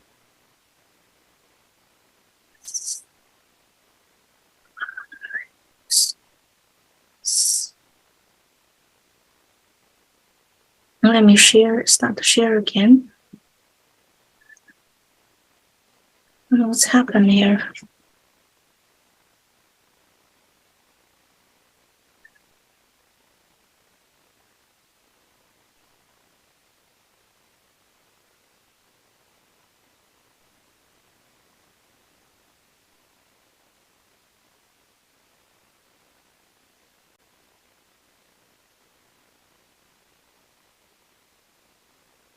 So I started to share screen again, and how about on my slide? Everything looking okay?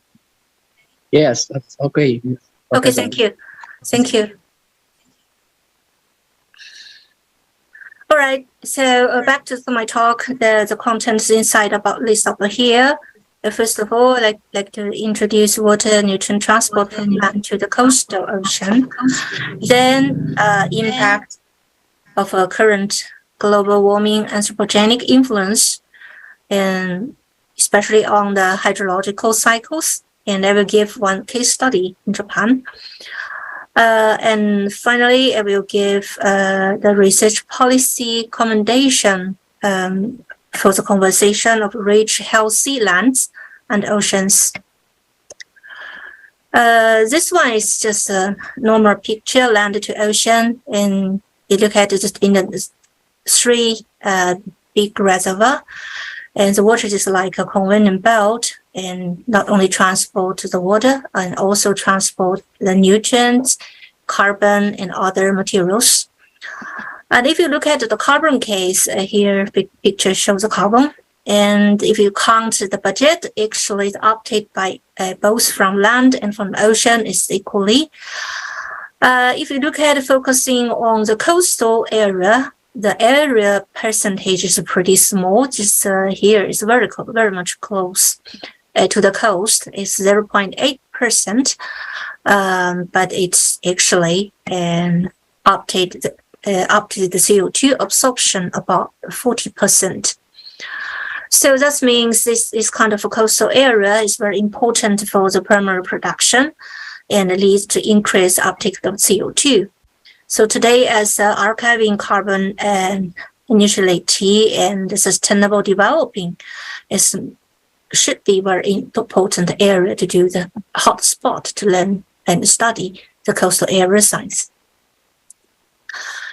And for the water flow from the land to the ocean is actually two parts. One is by river. Another one we see that's like a submarine groundwater discharge.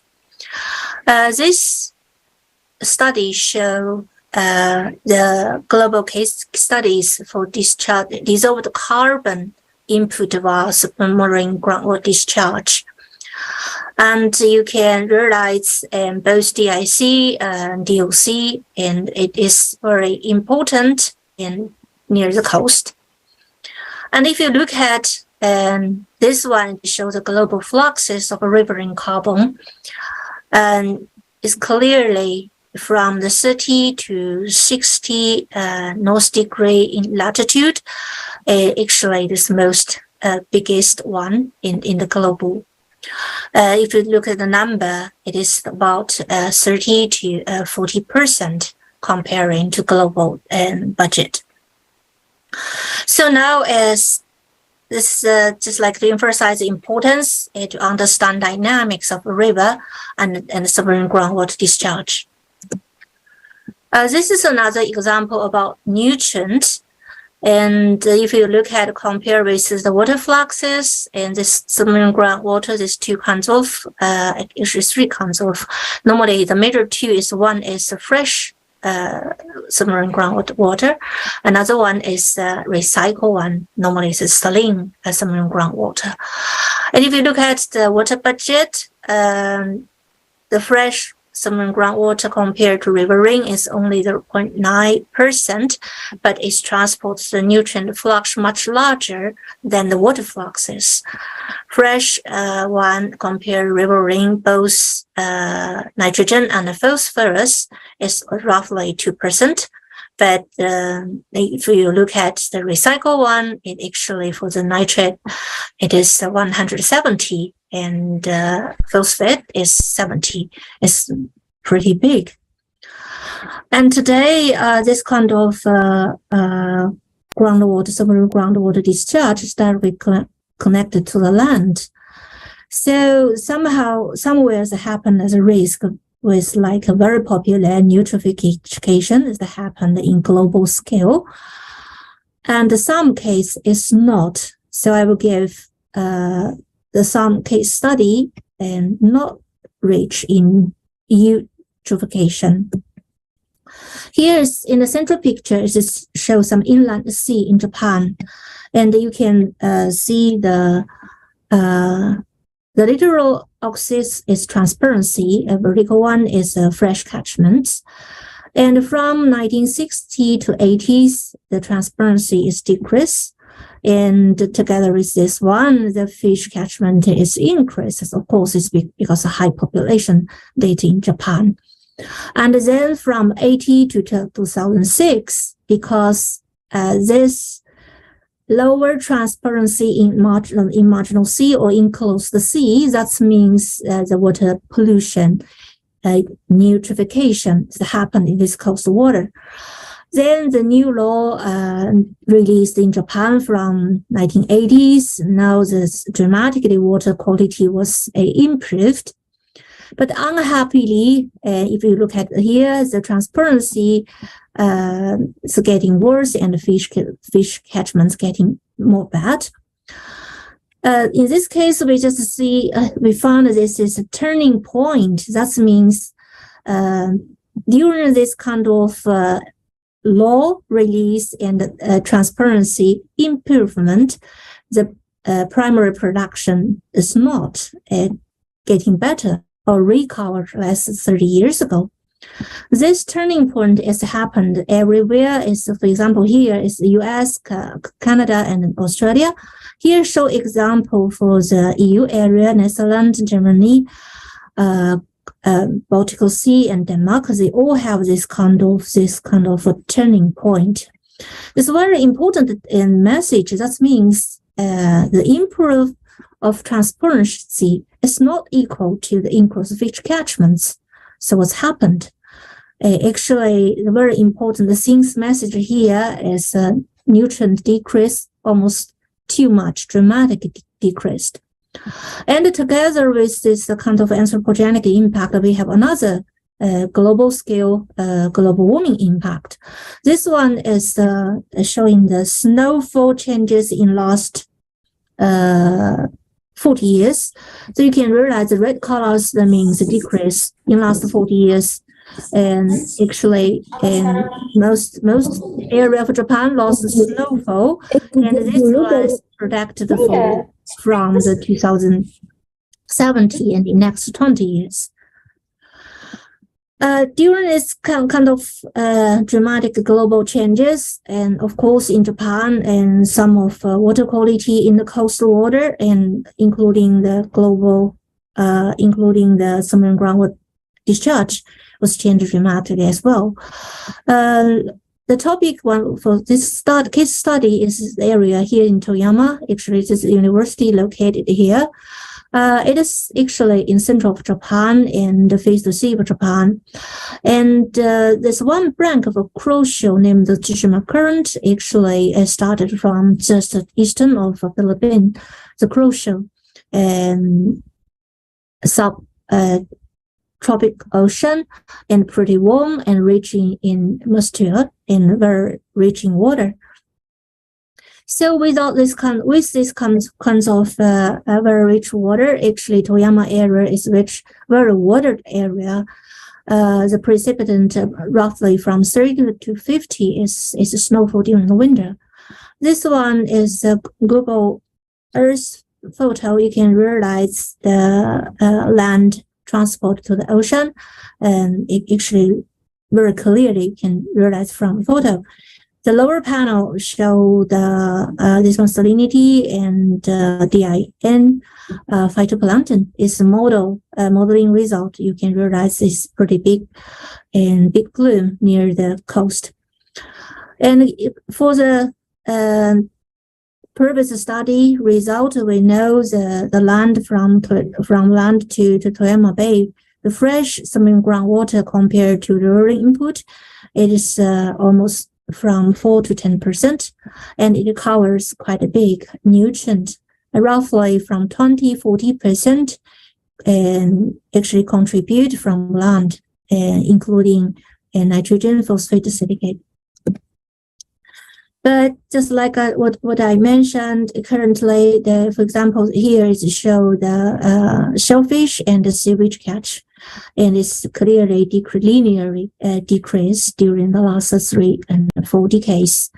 So to find this kind of reason in the scientific evidence is quite important. This one's like to show the submarine groundwater. We are doing the monitoring, and you look at because the water density is different very clearly. They seep spring from seafloor. This is my student. It is just during the diving. We did quite 20 years for this kind of monitoring. So result about this submarine groundwater monitoring is very simply in summarizing this figure. And waters evaporated from a coastal area and then transported to the mountain area. And by using multiple chemical traces, actually this one is by using oxygen uranium isotope. We know the spring water from seafloor actually originated from 800 to 1,200 meter elevation mountain area. And this is a cedar forest, and it's quite a famous band of forest in Japan. And after this water penetrated to this ground and attract lots of nutrient and spend 10 to 20 years transport to the coast area. And if you look at the recharge of water, it is 30%, but phosphorus and nitrogen actually is equally to the river. That means this kind of nutrients is very important, originated from mountain area. And that means age forest, we use this one tree for 1,000 fishes. So the good forest can help and very healthy the primary production in the area and follow the food web connected to the fish. And this case study, and we try to collaborate with local government, and actually this help to the policy and to help the conservation and utilization for groundwater. And then, for the Minister of Environment in Japan, they published the best practice for groundwater conservation. There's the first edition, second edition. They all post this figure was pressed in this book. So currently, together with global warming, and if you look at long-term climate change in Toyama, actually the temperature increased pretty big.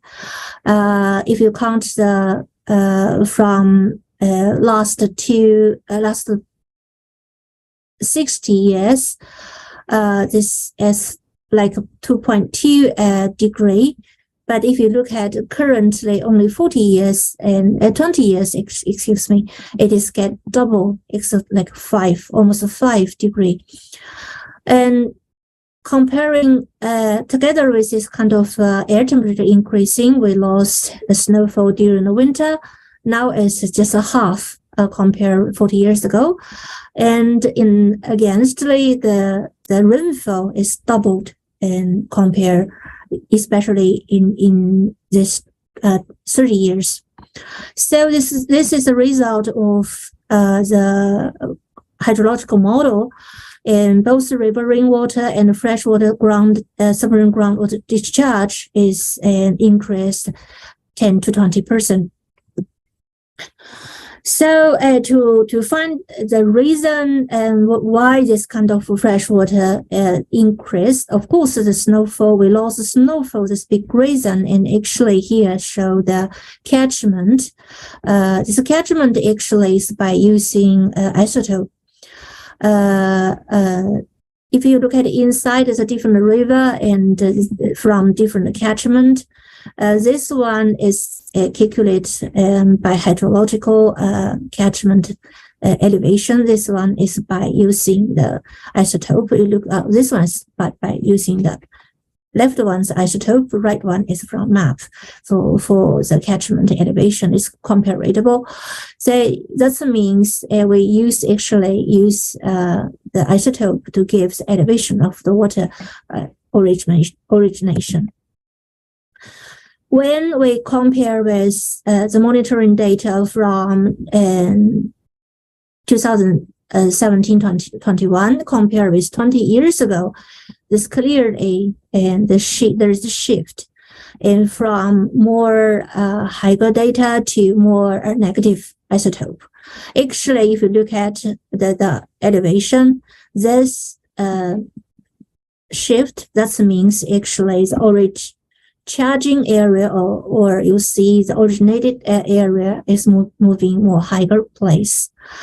This value is calculated by snow melting point. The data is comparable. The one choose tell us is the water actually charging from a more higher place. The reason because the snow it boundary is moving more higher place.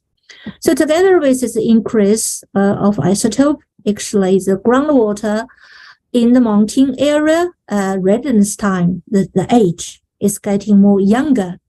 So more large volume, more younger, that means the react between the water and the forest is getting more shortened.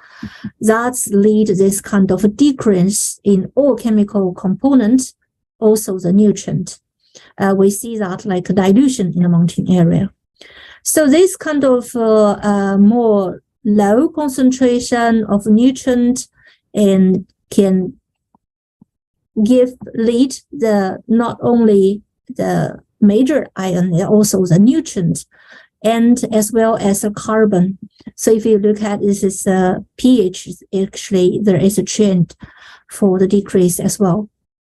Because the snow water, if getting more shortened residence time underneath, that means the reaction with rock or soil time is getting shortened as well. And the pH is just like rain, and more close to the rain trend, getting more low pH value. So in that case, here's the flux is about DIN, DIP, and this one is by freshwater submarine groundwater. You can realize both decrease and clearly in last a quarter of century. So together with another very important message, as is given at the very beginning, the sea wave policy actually in entire Japan, not only the Toyama, here's the Toyama.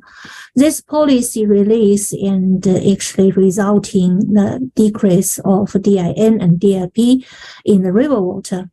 Here is showing the uses of waste treatment facility in Toyama. The percentage for now is almost 100%. This treatment actually decrease, shorten, or cut the nutrient of almost 100% in sewage water. So together with this, I don't know whether you know this or not, it's very famous rice cake in Toyama. They used to be in convenience store. It's like this picture, but currently they change this color because this kind of a sewage in convenience store in Japan, 80% this kind of sewage in Seto Island Sea, and now it's getting a huge damage about this low nutrient. If you look at the mega city in like Tokyo, Osaka, Kobe, they all have this kind of low nutrient problem. And the Toyama, we call mid-side in Japan, is like this gray color. It covers 90% of Japan.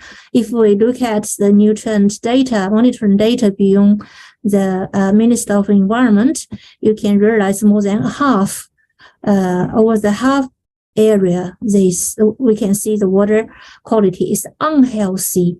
It is lack in nutrient or in phosphate or in nitrogen.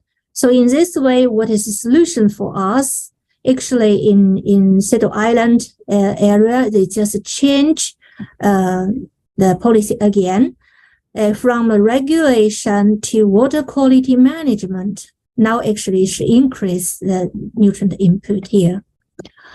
So this is another project. It's ongoing for 3-year project, and it is based to finding climate change and trace the scientific evidence to produce the updated to climate change, the correct policy. There is another useful policy here is effective usage for fallow and abandoned fields, the paddy field actually, to input more nutrients. This one is natural one field. This one, it's a paddy field on usage dates, for example, during the winter time. You just put the water in, and it's early spring, it's summer, and the natural nutrient will seep together with groundwater and then move to the coast area. This one's the same story. There's the plant areas like here. We use the winter time to pump input nutrient.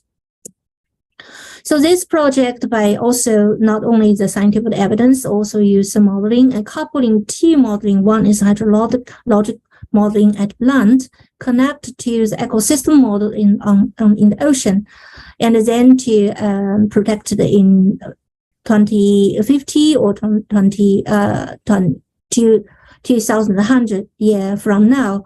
And what is the data, nutrient data and production in the coastal area. So if we look back to the global scale, it is quite interesting thing. There's the GDP and also the GDP's insight, and also the nutrient data. If you look at GDP, here is the US, Australia, and Japan, and Europe, they all show huge GDP in the last 30, 40 years. And the nutrients, actually, they show a decrease. And the phenomenon is a coupling. I think there's a common phenomenon for these developed countries.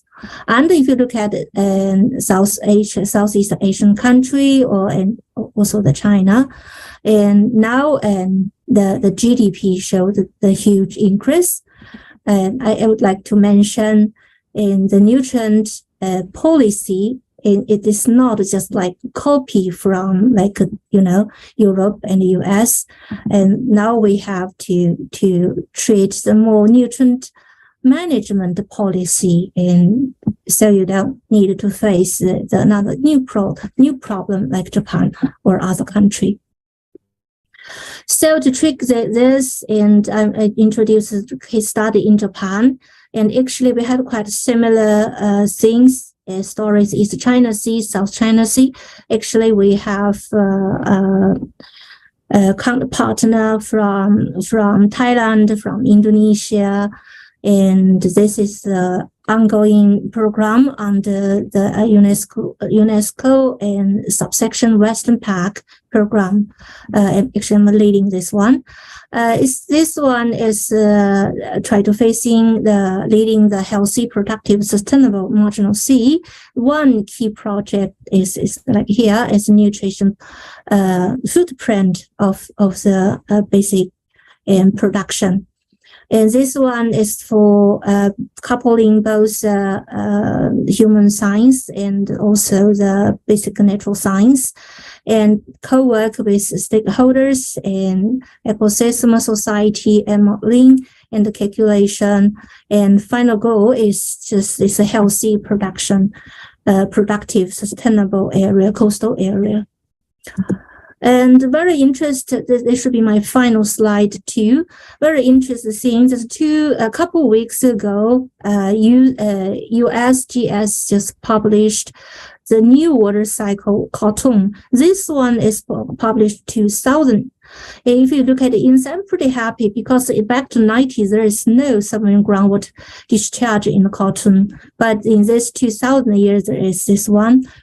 And this well balance between the water circulate continually, and balance between the precipitate and the evaporation, evapotranspiration between land and ocean. And this is a new one. Actually, the human now as a headliner. This one published is in yields, and really a couple of days ago, you look at this red corner, they all coupled with a human being. It is like a domestic industry water, agriculture, and grazing water usage, multiple urban water runoff. That means if now when we look at global water budget, you have to think the human activity. There should be big parts in this in the global scale cartoon. That's all for my talk. Thank you very much for your attention. So I apologize for my, I think I maybe impossible to stay in another hour. I can stay another 30 minutes maybe. So welcome the question and the comments. Thank you very much. Thank you very much, Professor Sanji. It was really interesting for knowing that there's so many impact of the deterioration for the environment. Please, participant, you can ask for some question because Dr. Zhang Jin is only, I think, 10 minutes you can have in this session. Okay, we can have the question from the chat room.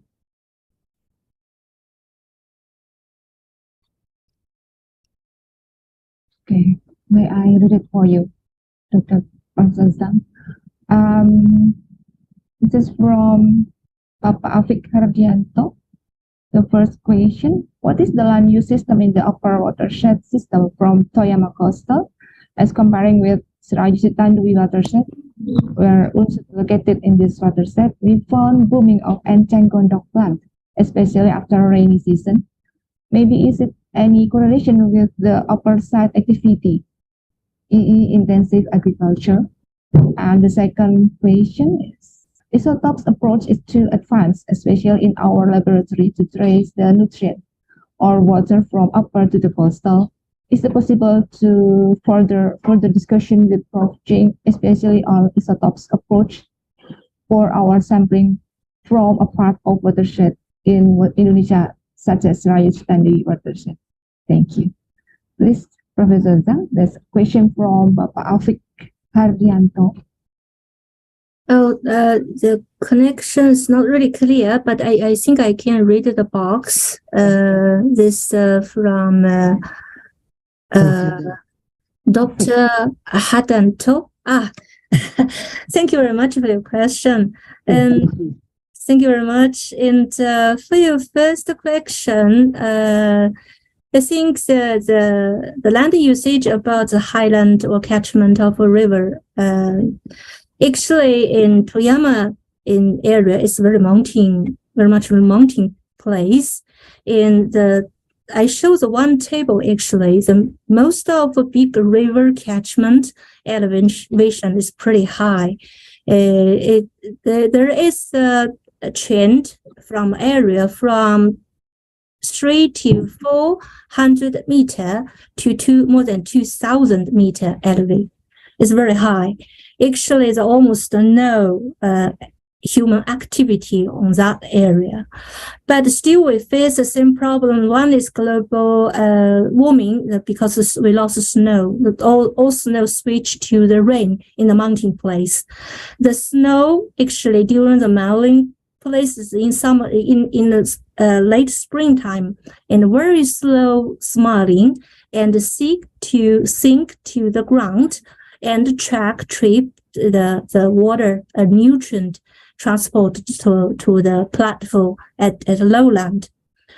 And another reason is that together with this global warming, the forest, like you mentioned, the plants changed. The species of forest, they move more higher elevation. That means, for example, today I show the example of a cedar tree. Cedar tree is very rich in fall leaves during the fall times, and that means the groundwater can dissolve much more nutrient. But if you move like different lower, actually I'm not a specialist for forest. If you move to more lower tree, and the nutrient dissolution will move the more lower. There's another reason, like you mentioned. And for your second question about isotope, I think actually water move by H and O.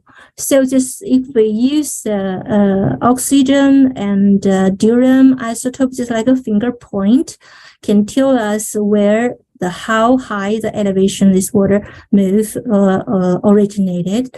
And it's pretty useful. Actually, in Japan, because very thin and narrow island, our water is half and half from Pacific, another half from Sea of Japan. This kind of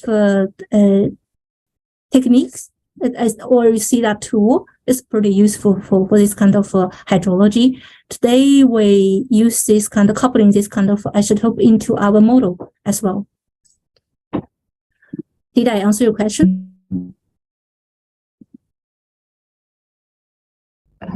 How, Pak Afik?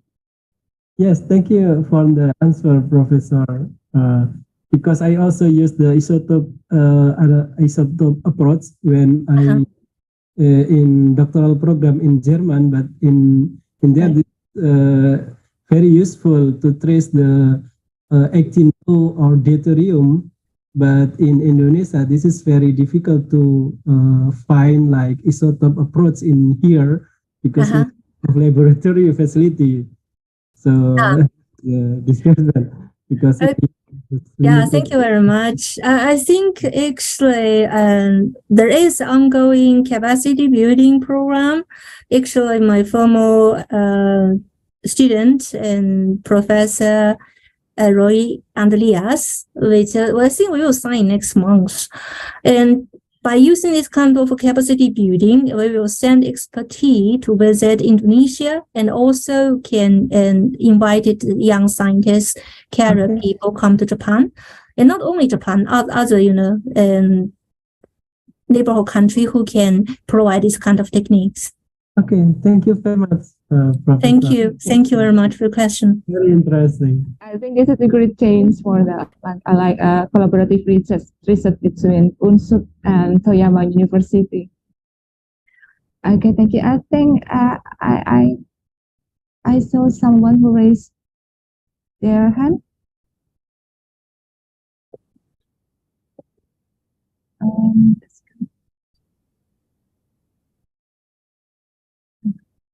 I can see Pak Roy Andreas. Is still mute here. Okay, thank you, Sensei. Thank you, Miss Dini. Yeah. Hi, Sensei. I hope you are in a good condition now. Oh, thank you very much. Yeah, Sensei. Okay. Actually, I think I don't have any question, but Professor Jing will be come to our university on the next December. So she will give us so many new knowledge, or including the isotope, how to use the isotope. And also we try to, in the next years, maybe we will try to see the possibility to make like satellite laboratory, something like that in our university, with so many program, especially program from UNESCO, something like that. So that's why we are very happy, especially for today. You want to be our keynote speaker, and also for the next month, December, maybe. So you will come to our university. So thank you so much, maybe, Sensei. That's all.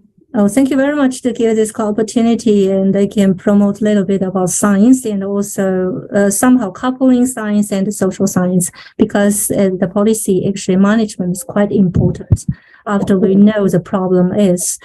And yeah, I am looking forward to visit your university and also see your new student, my grand student. Thank you very much for your presence here, Professor Zhang. Okay, is there any other question for Professor Jing Zhang? Hello? For me, it's really quite interesting, Professor Jing Zhang, because and in my thought, the degradation of the environment, also in the big city, it will give a big impact for the research you've done. Do you have any idea? Maybe you build, you create, you develop a model for, how much how much the degradation or the deterioration of environment and how it impact. I mean, you create a model for this. I think. Are you yeah. Okay. Thank you very much. I think now most of the model actually focus much more only on natural science side. You give a very good point because actually just like I showed that the cartoon released by UCSG, today the water circulation or any kind of water usage, you have to include the human activity inside. And not only the volume and also the policy, because the management policy and can control the water usage. So I think the better to work, best ways to work with not only the eco hydrological modeler and also for the social science side modeling, like economics. Yeah. Very good question. Thank you very much. Thank you very much. Because of the limitation of Professor Jing-Sang time, so we can end this session. A big applause for Professor Jing-Sang and all the best for your research, Professor. Can't wait for your present in Indonesia. Thank you very much. Thank you. Thank you very much. Thank you. So the second speaker today, we have someone who is committed to the genetic and breeding of microalgae. His research focuses specifically on microalgae germplasm, conservation, genetic diversity evaluation, and genome analysis, molecular mechanism of phenotypic and quality traits, and molecular ecology. Professor Dr. Liu has undertaken and participated in a number of national scientific research projects, such as National High Technology R&D Program, National Key R&D Plan, National Natural Science Foundation. And in recent years, with his strong promotion, great progress has been made in the international sharing of China's advanced seaweed culture technology. The joint laboratory seaweed led by him will become an important part of China-Asian, the Belt and Road joint laboratory of mariculture technology. Everyone, please welcome Professor Lao Chiu from Xiamen University, China. Time is yours, Professor. Yeah, thank you. Good morning, distinguished guest and rector and the chairman, and also the moderator, Probo Adini, for the nice introduction. First of all, I would like to express our sincerely apologies because of Professor Liu Dao has an emergency traveling to. I will be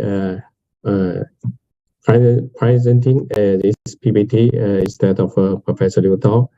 I'm Zhi Zhongqi and from Ocean University of China, and currently heading the seaweed base for the International Science and Technology Corporations.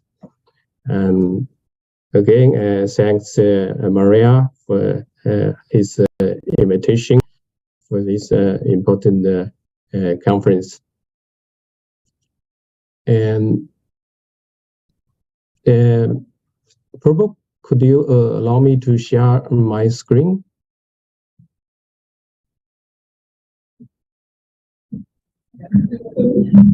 So you can share your own screen. Yeah, it's mentioning disabled. Oh, wait.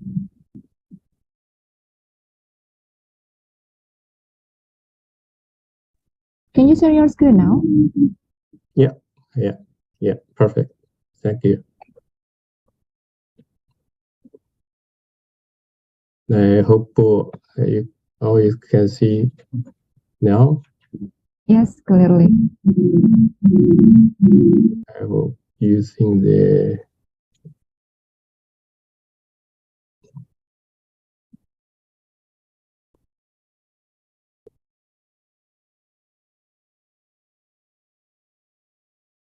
yeah. In fact, the talking my presentation is about security approach for the seaweed farming, and although I use China as a case, probably you all know seaweed is a global issue. It's a important industrial. Just a couple of weeks ago, I learned from a Ministry of Maritime and Agriculture Affairs from Indonesia. So the seaweed price has been doubled this year. I think it's good news for both of us. My presentation is consists of the 5 parts. First part is seaweed biosecurities and management. The second is quality security is more or less in the production of whale, and the third is the genetic biosecurity of seaweed. And then I will talk about disease control in seaweed farming, and finally the challenge and perspectives. So this first section, the seaweed biosecurity and management in China. So as we know, typically in China, the seaweed farming or the production, almost all of them from aquaculture, from cultivation. Probably in the other country, there are different cases. In China, in the coastal area, so out of 13 provinces, 6 are the main, we call the large-scale cultivation of seaweed farming, which is more than 1,000 hectares per unit. It's in fact more than 70% is for the food consumption, either directly or indirectly, or by processing. We know the agar-agar, and 20 to 25% is for the aquatic animals, like specifically in south of China, for the uploading and sea cucumber. And so when talking about the biosecurity, first we should mention is quality security, as probably our country has such production quality securities. We have different level as national and state, and also the industrial level for the management, also for the consumption. This means to the health risk management. And from a biological view, the genetic security, which also has been legalized and in the different institutions. Of course, they have a concern about genetic erosion of natural seaweed populations. And the last is, of course, we see the pandemic, which also occur in the seaweeds. The disease prevention and control. There's various of industrial standards and cultural practice. Is in the management of view for the processing of securities. So when the quality when we mention the quality securities, so we are saying the culture area should be far away from industrial areas for the coastal. The protection of whale, and of course for the control of cultural water quality, and there are different standards, and as well as local standards are applied for the point of view to protect the local environment. And the cultivation and processing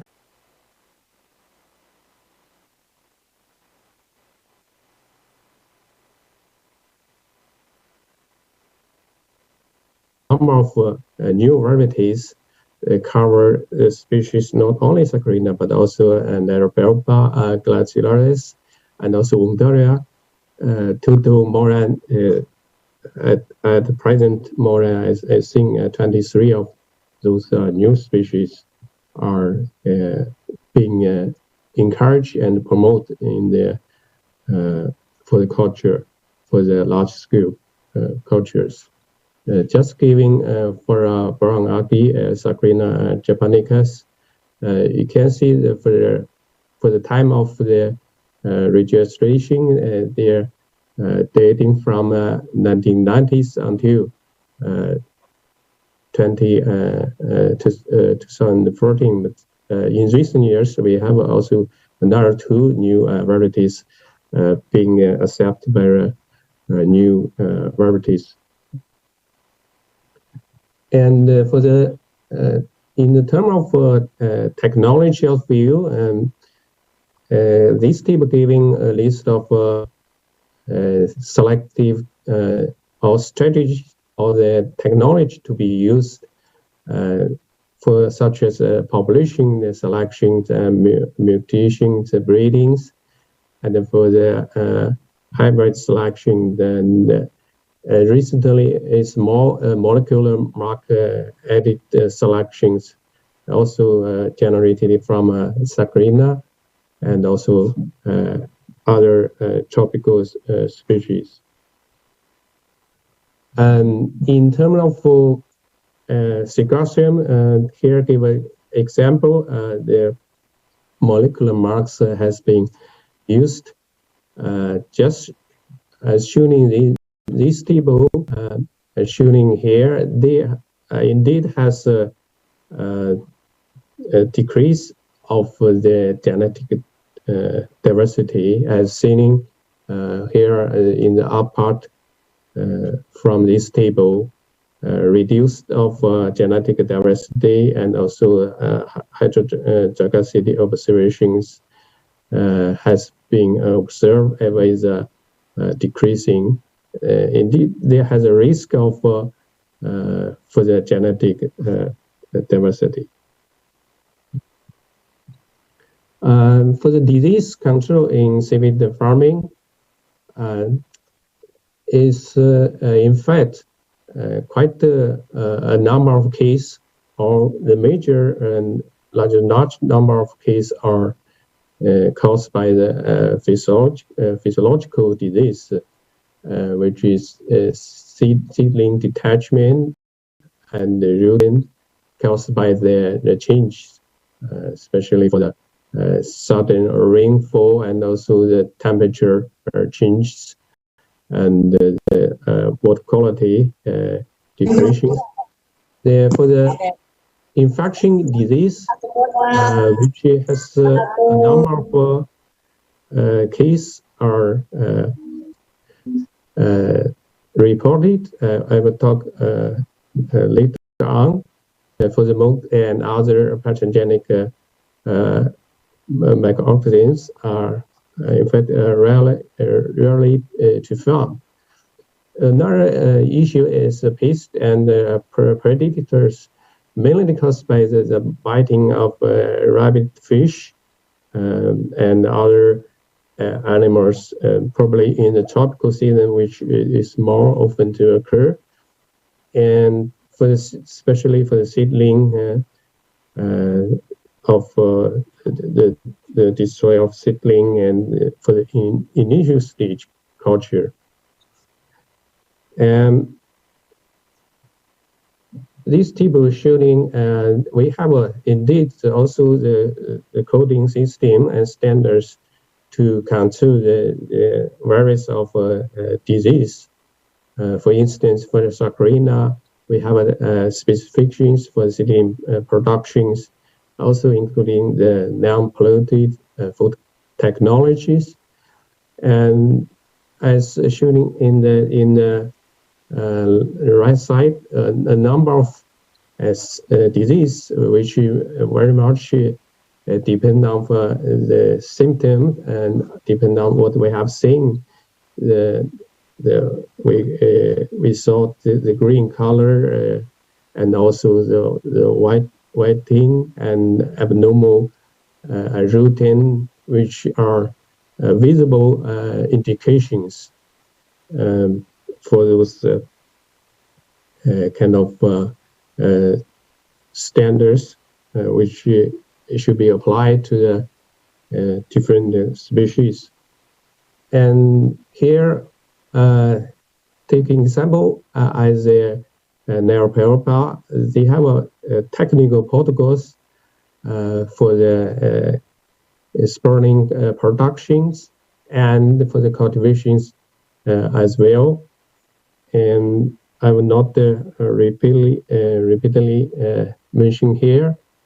And just to mention, in 2020, in fact, even the last winter, we have a reported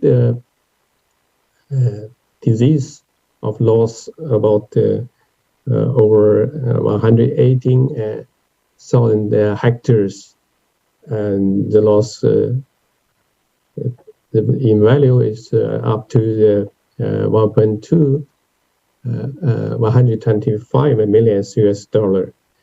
The disease for the Sacharina is happened in south of China, in Fujian, and also in the including the Peropa settling detachment.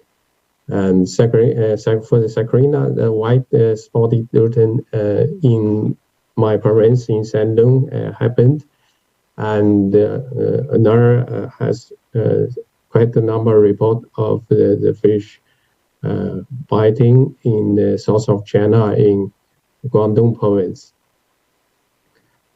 Just giving a few picture of those pests and harmful fish.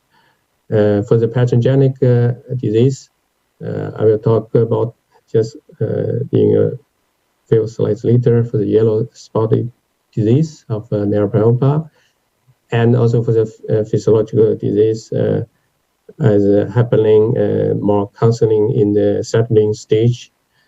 Of course, the pest and the fish damage. For the yellow spot disease, I just mentioned here excellent research examples by Professor Yang Ri from Ningbo universities, who able to identify the vibros Mediterranean and also to have a couple of the biological control to dealing with species. I'm showing these pictures. Yellow spot disease VSD, which causes the serious disease in Conjunctilis spawning culture, Peropa, and the same thing including the empty cells and cell wall degradations, the blanching, and with those and the fast high countogens. And the work was published in Aquaculture in 2020, and as shown here for the electronic microscope evidence with a large flagella of Vibrio Mediterranean, and including the genome size, which is over 3.69 million base pairs, which was what identifies as pathogens for the VSD, and the genomic size is over 5.98 million base pairs, including one plasmid.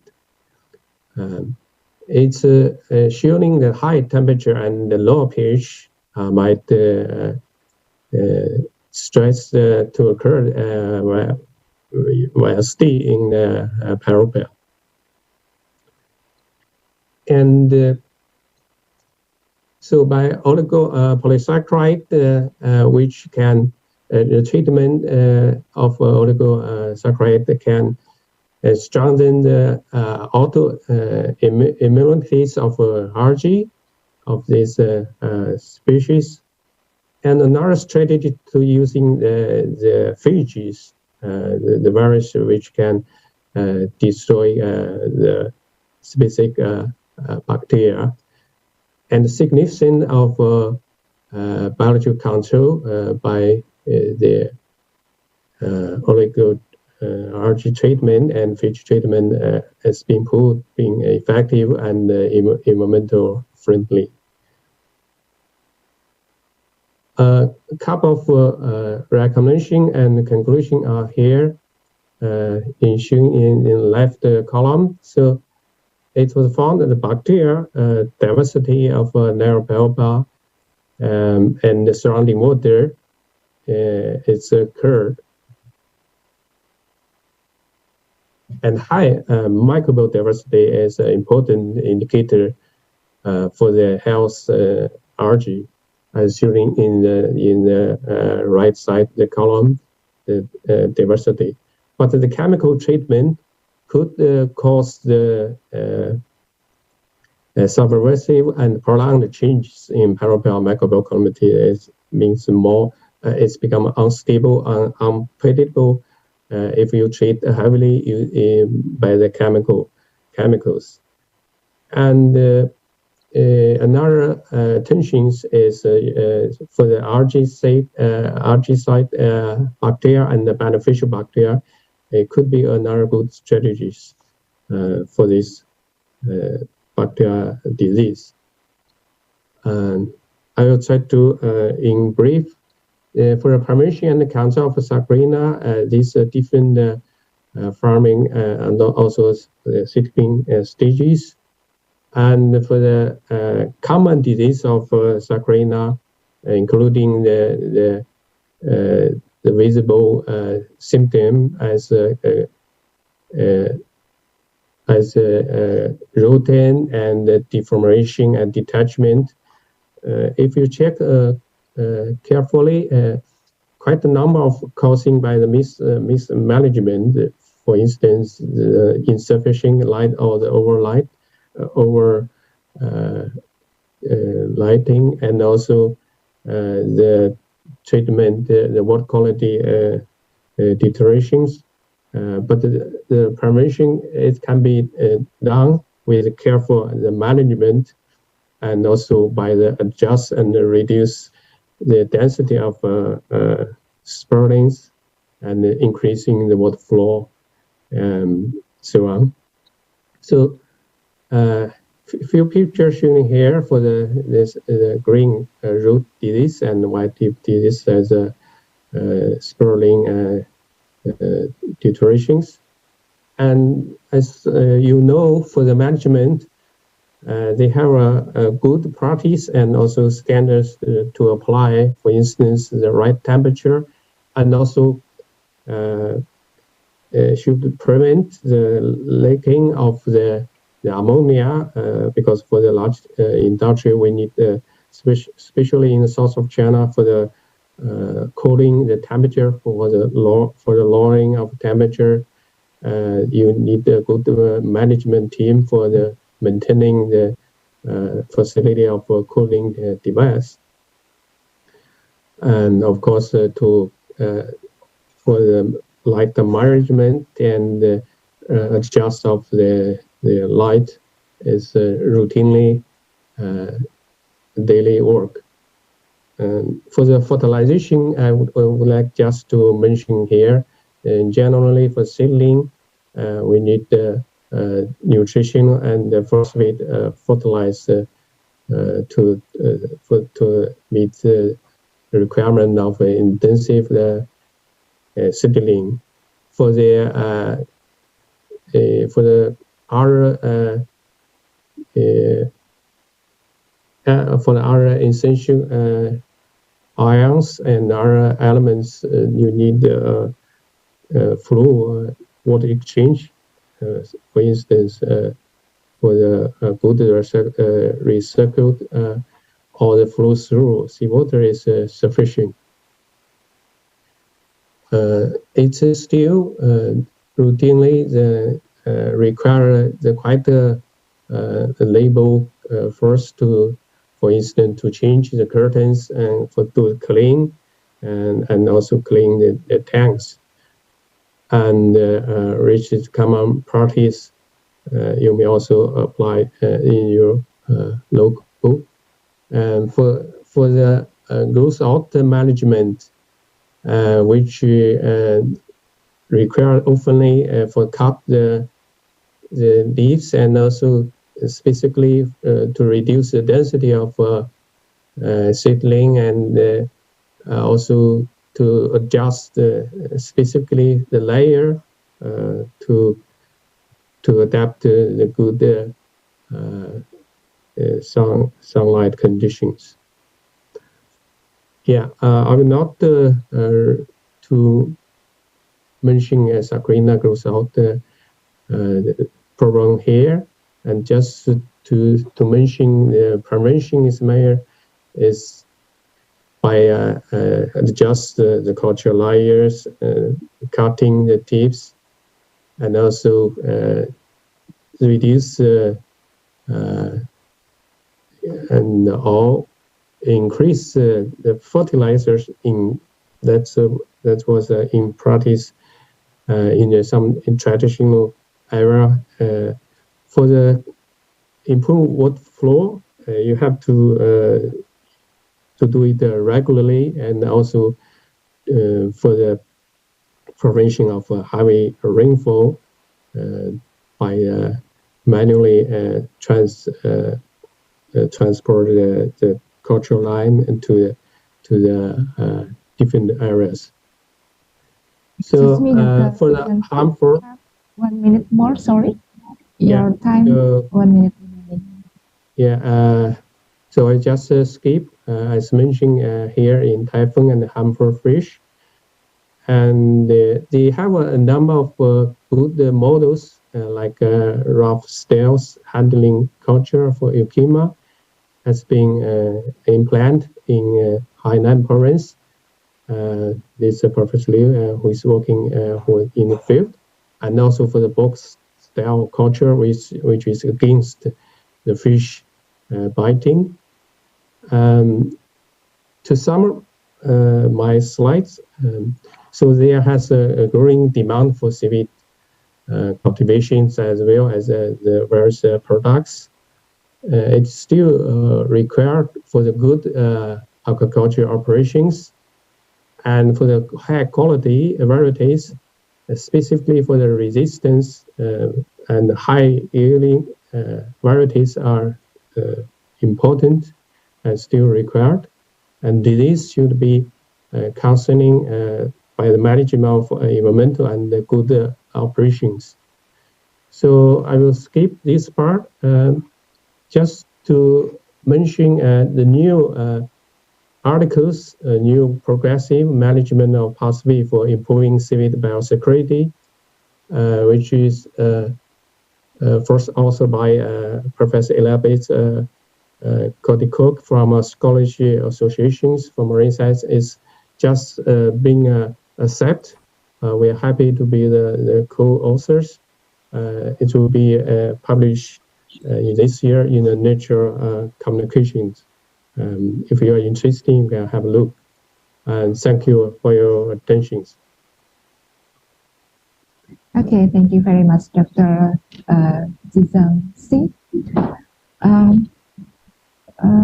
think we have question from the chat room.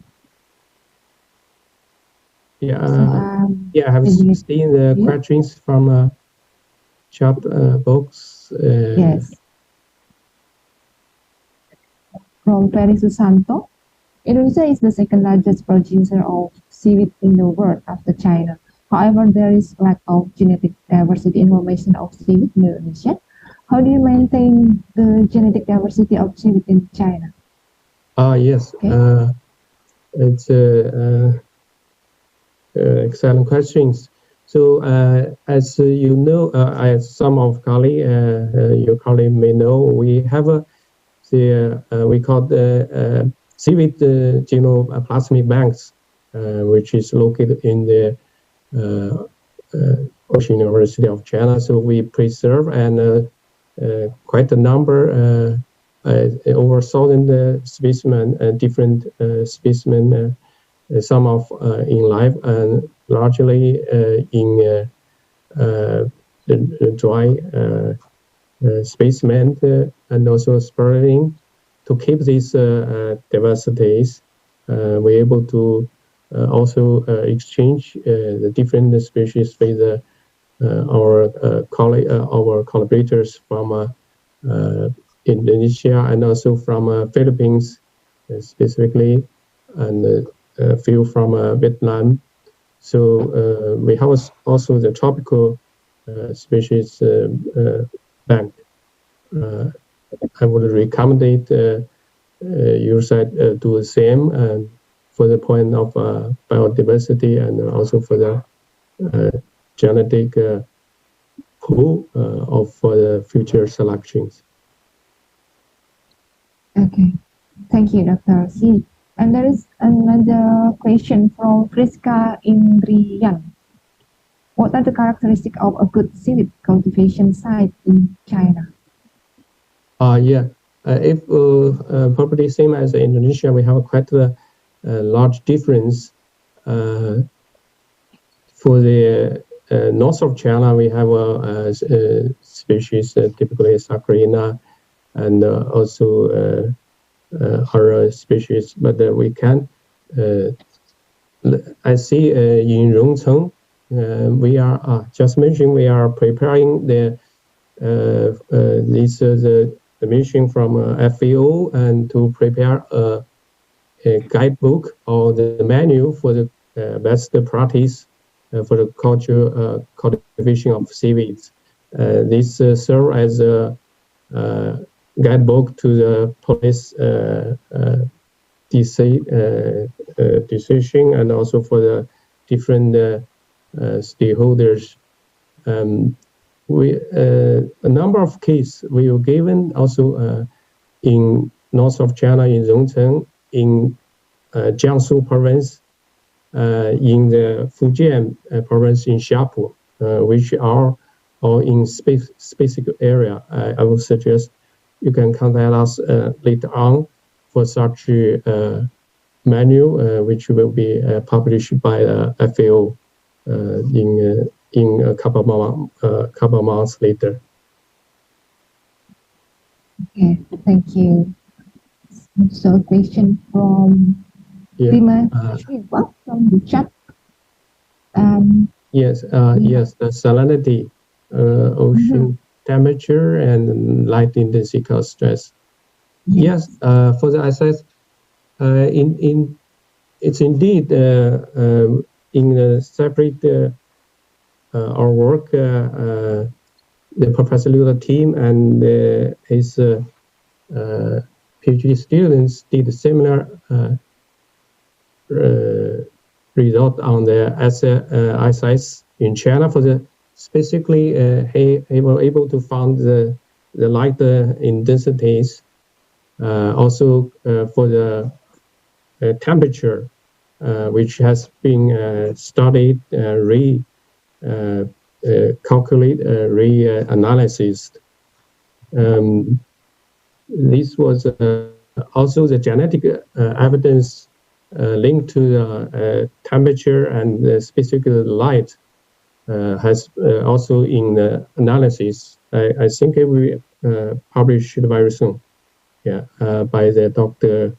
Yu Yahui. Thank you. I think this is the last question. The second. The second one. Okay, Regular mass solidity.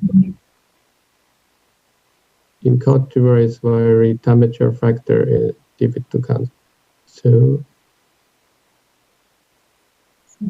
What do you think for the second question, Dr. Xi? What are natural predators for the source of disease in seaweed? Yeah, it's a nice question. So, if I understand correctly, so the question is the temperature, environmental.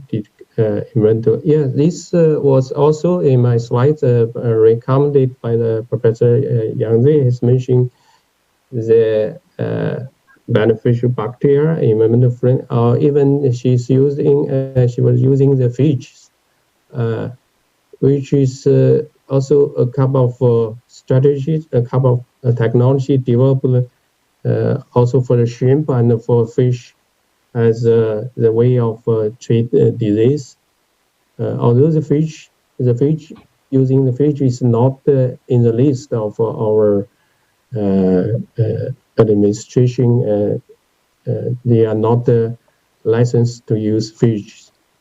But in terms of those strategies, I would recommend using the natural select the bacteria which are able to fight those bacteria, the pathogenic bacteria, if it's efficient. Okay, I think this is the last question from Andrew colleague. Is there any possibility that seaweed, the non-dual use types, can be utilized as bioindicators from your experience? Possible treat of possible that seaweed can be utilized bioindicators. I don't know what exactly the purpose for the toxicity, or in my opinion, we can choose the certain species specifically for the spurlings which are sensitive, but I'm sorry, I'm not study very well for how the stress or the sensitive or how vulnerable are different species and or in different stages. Yes, we are running out of time, but we have one last question from Professor Lucas Susanto. Have you developed friendly environmental control method for the seaweed diseases? For instance, the use of beneficial microorganism or bioactive compound produced by the microorganisms. Yes, there are a number of reports also to using the spore burning bearing bacteria like bacillus, and for my point of view, I will also encourage you to using the lactic acid bacteria. It's a common practice to use the environmental friendly acid to treat falling and the biofouling, also for the microalgae attachment, which is a practice for many years from China, Japan, Korea, which prove very efficient. So if it's biological environmental friendly, which is like lactic acid with good, the efficient and feasible method, not very consume, not very label, and also the not cost too much, which is highly likely. I would recommend it. Thank you. Thank you very much. So basically, the biosecurity is really important in reducing diseases in seaweed farming. The biosecurity have a big role in the final quantity and quality of seaweed. Thank you, Dr. Tizang Singh and Professor Liu Tao for sharing your essential research. For me, this is the new understanding and new knowledge that really useful for me. Thank you. Thank you, and big applause for Dr. Tizang Singh and Tao Liu, and congratulations for your accepted paper. Okay, thank you. Thank you. Thank you. Well, it's been great fun for being here. It's been fascinating to see who you are doing here in the fifth ICMA-SURE 2022. And I've much been stimulated and provoked by the thought of speakers and the question the participants have been asked. And it's been great, and I look forward to coming back on many occasions in the future. Thank you. The time I give it back to the master of ceremony. Thank you. Thank you, everyone.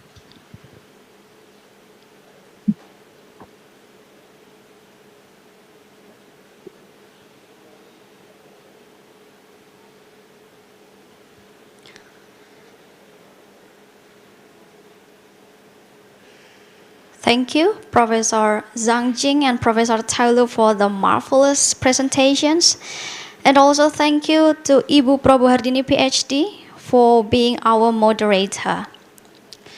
Well, after listening to the presentations, I may assume that what Professor Zhang Jing and Professor Tao Liu presented complement each other because the topics are related to marine and coastal area. Well, Professor Zhang Jing discussed that in order to adapt to the global warming, it is essential to know the current status of the water and nutrient dynamics. Industri keuangan syariah adalah raksasa yang sedang tidur. Saat ini, pemerintah memiliki concern besar untuk membangkitkan raksasa ini.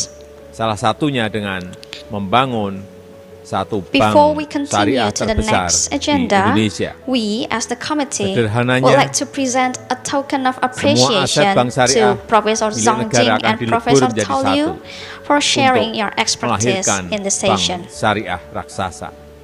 Total 3 aset bank syariah BUMN, yaitu BRI Syariah, Bank Syariah Mandiri, dan BNI Syariah. Yes, in the form of certificate.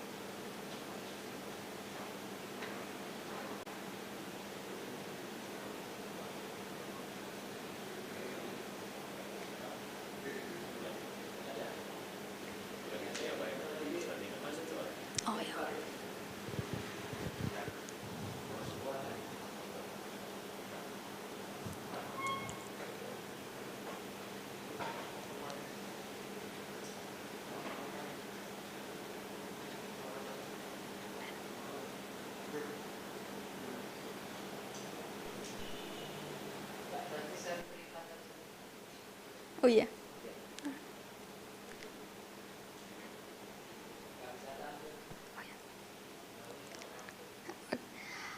All right, so thank you once again to our keynote speakers, Professor Zhang Jing and Professor Tao Liu, and also our moderator, Ibu Prabohardini, PhD. Distinguished guests, ladies and gentlemen. Oh.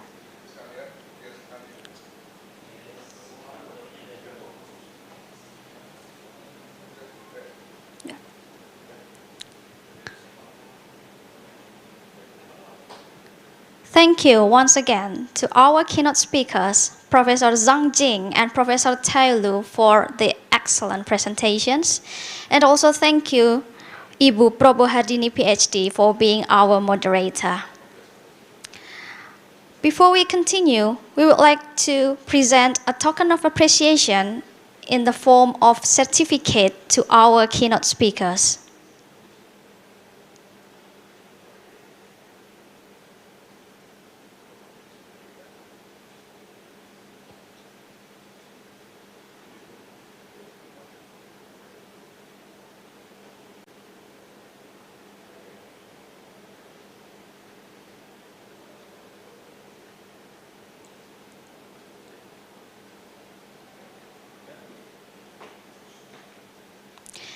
Distinguished guests, participants, ladies and gentlemen, the next session is lunch break.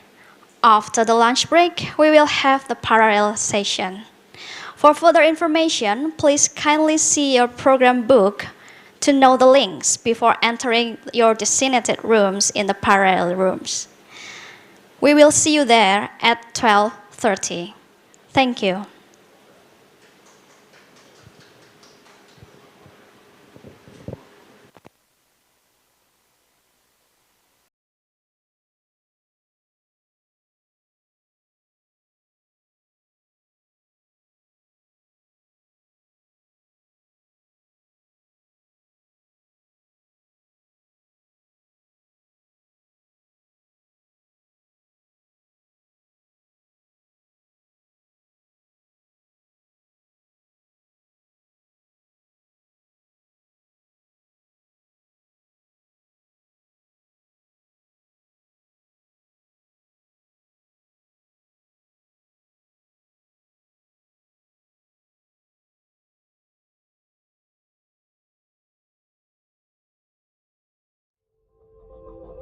Sebuah mimpi tidak akan terwujud dengan begitu saja.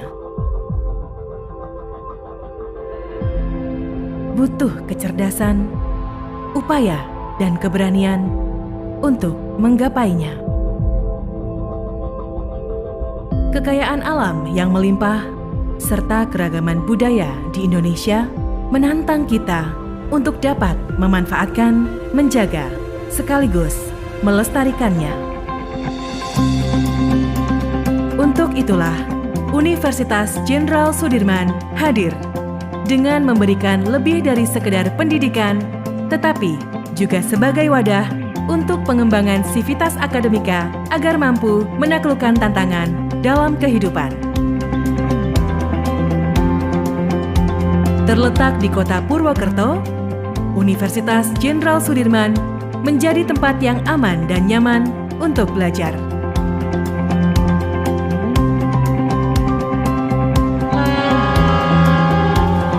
Aksesnya yang mudah,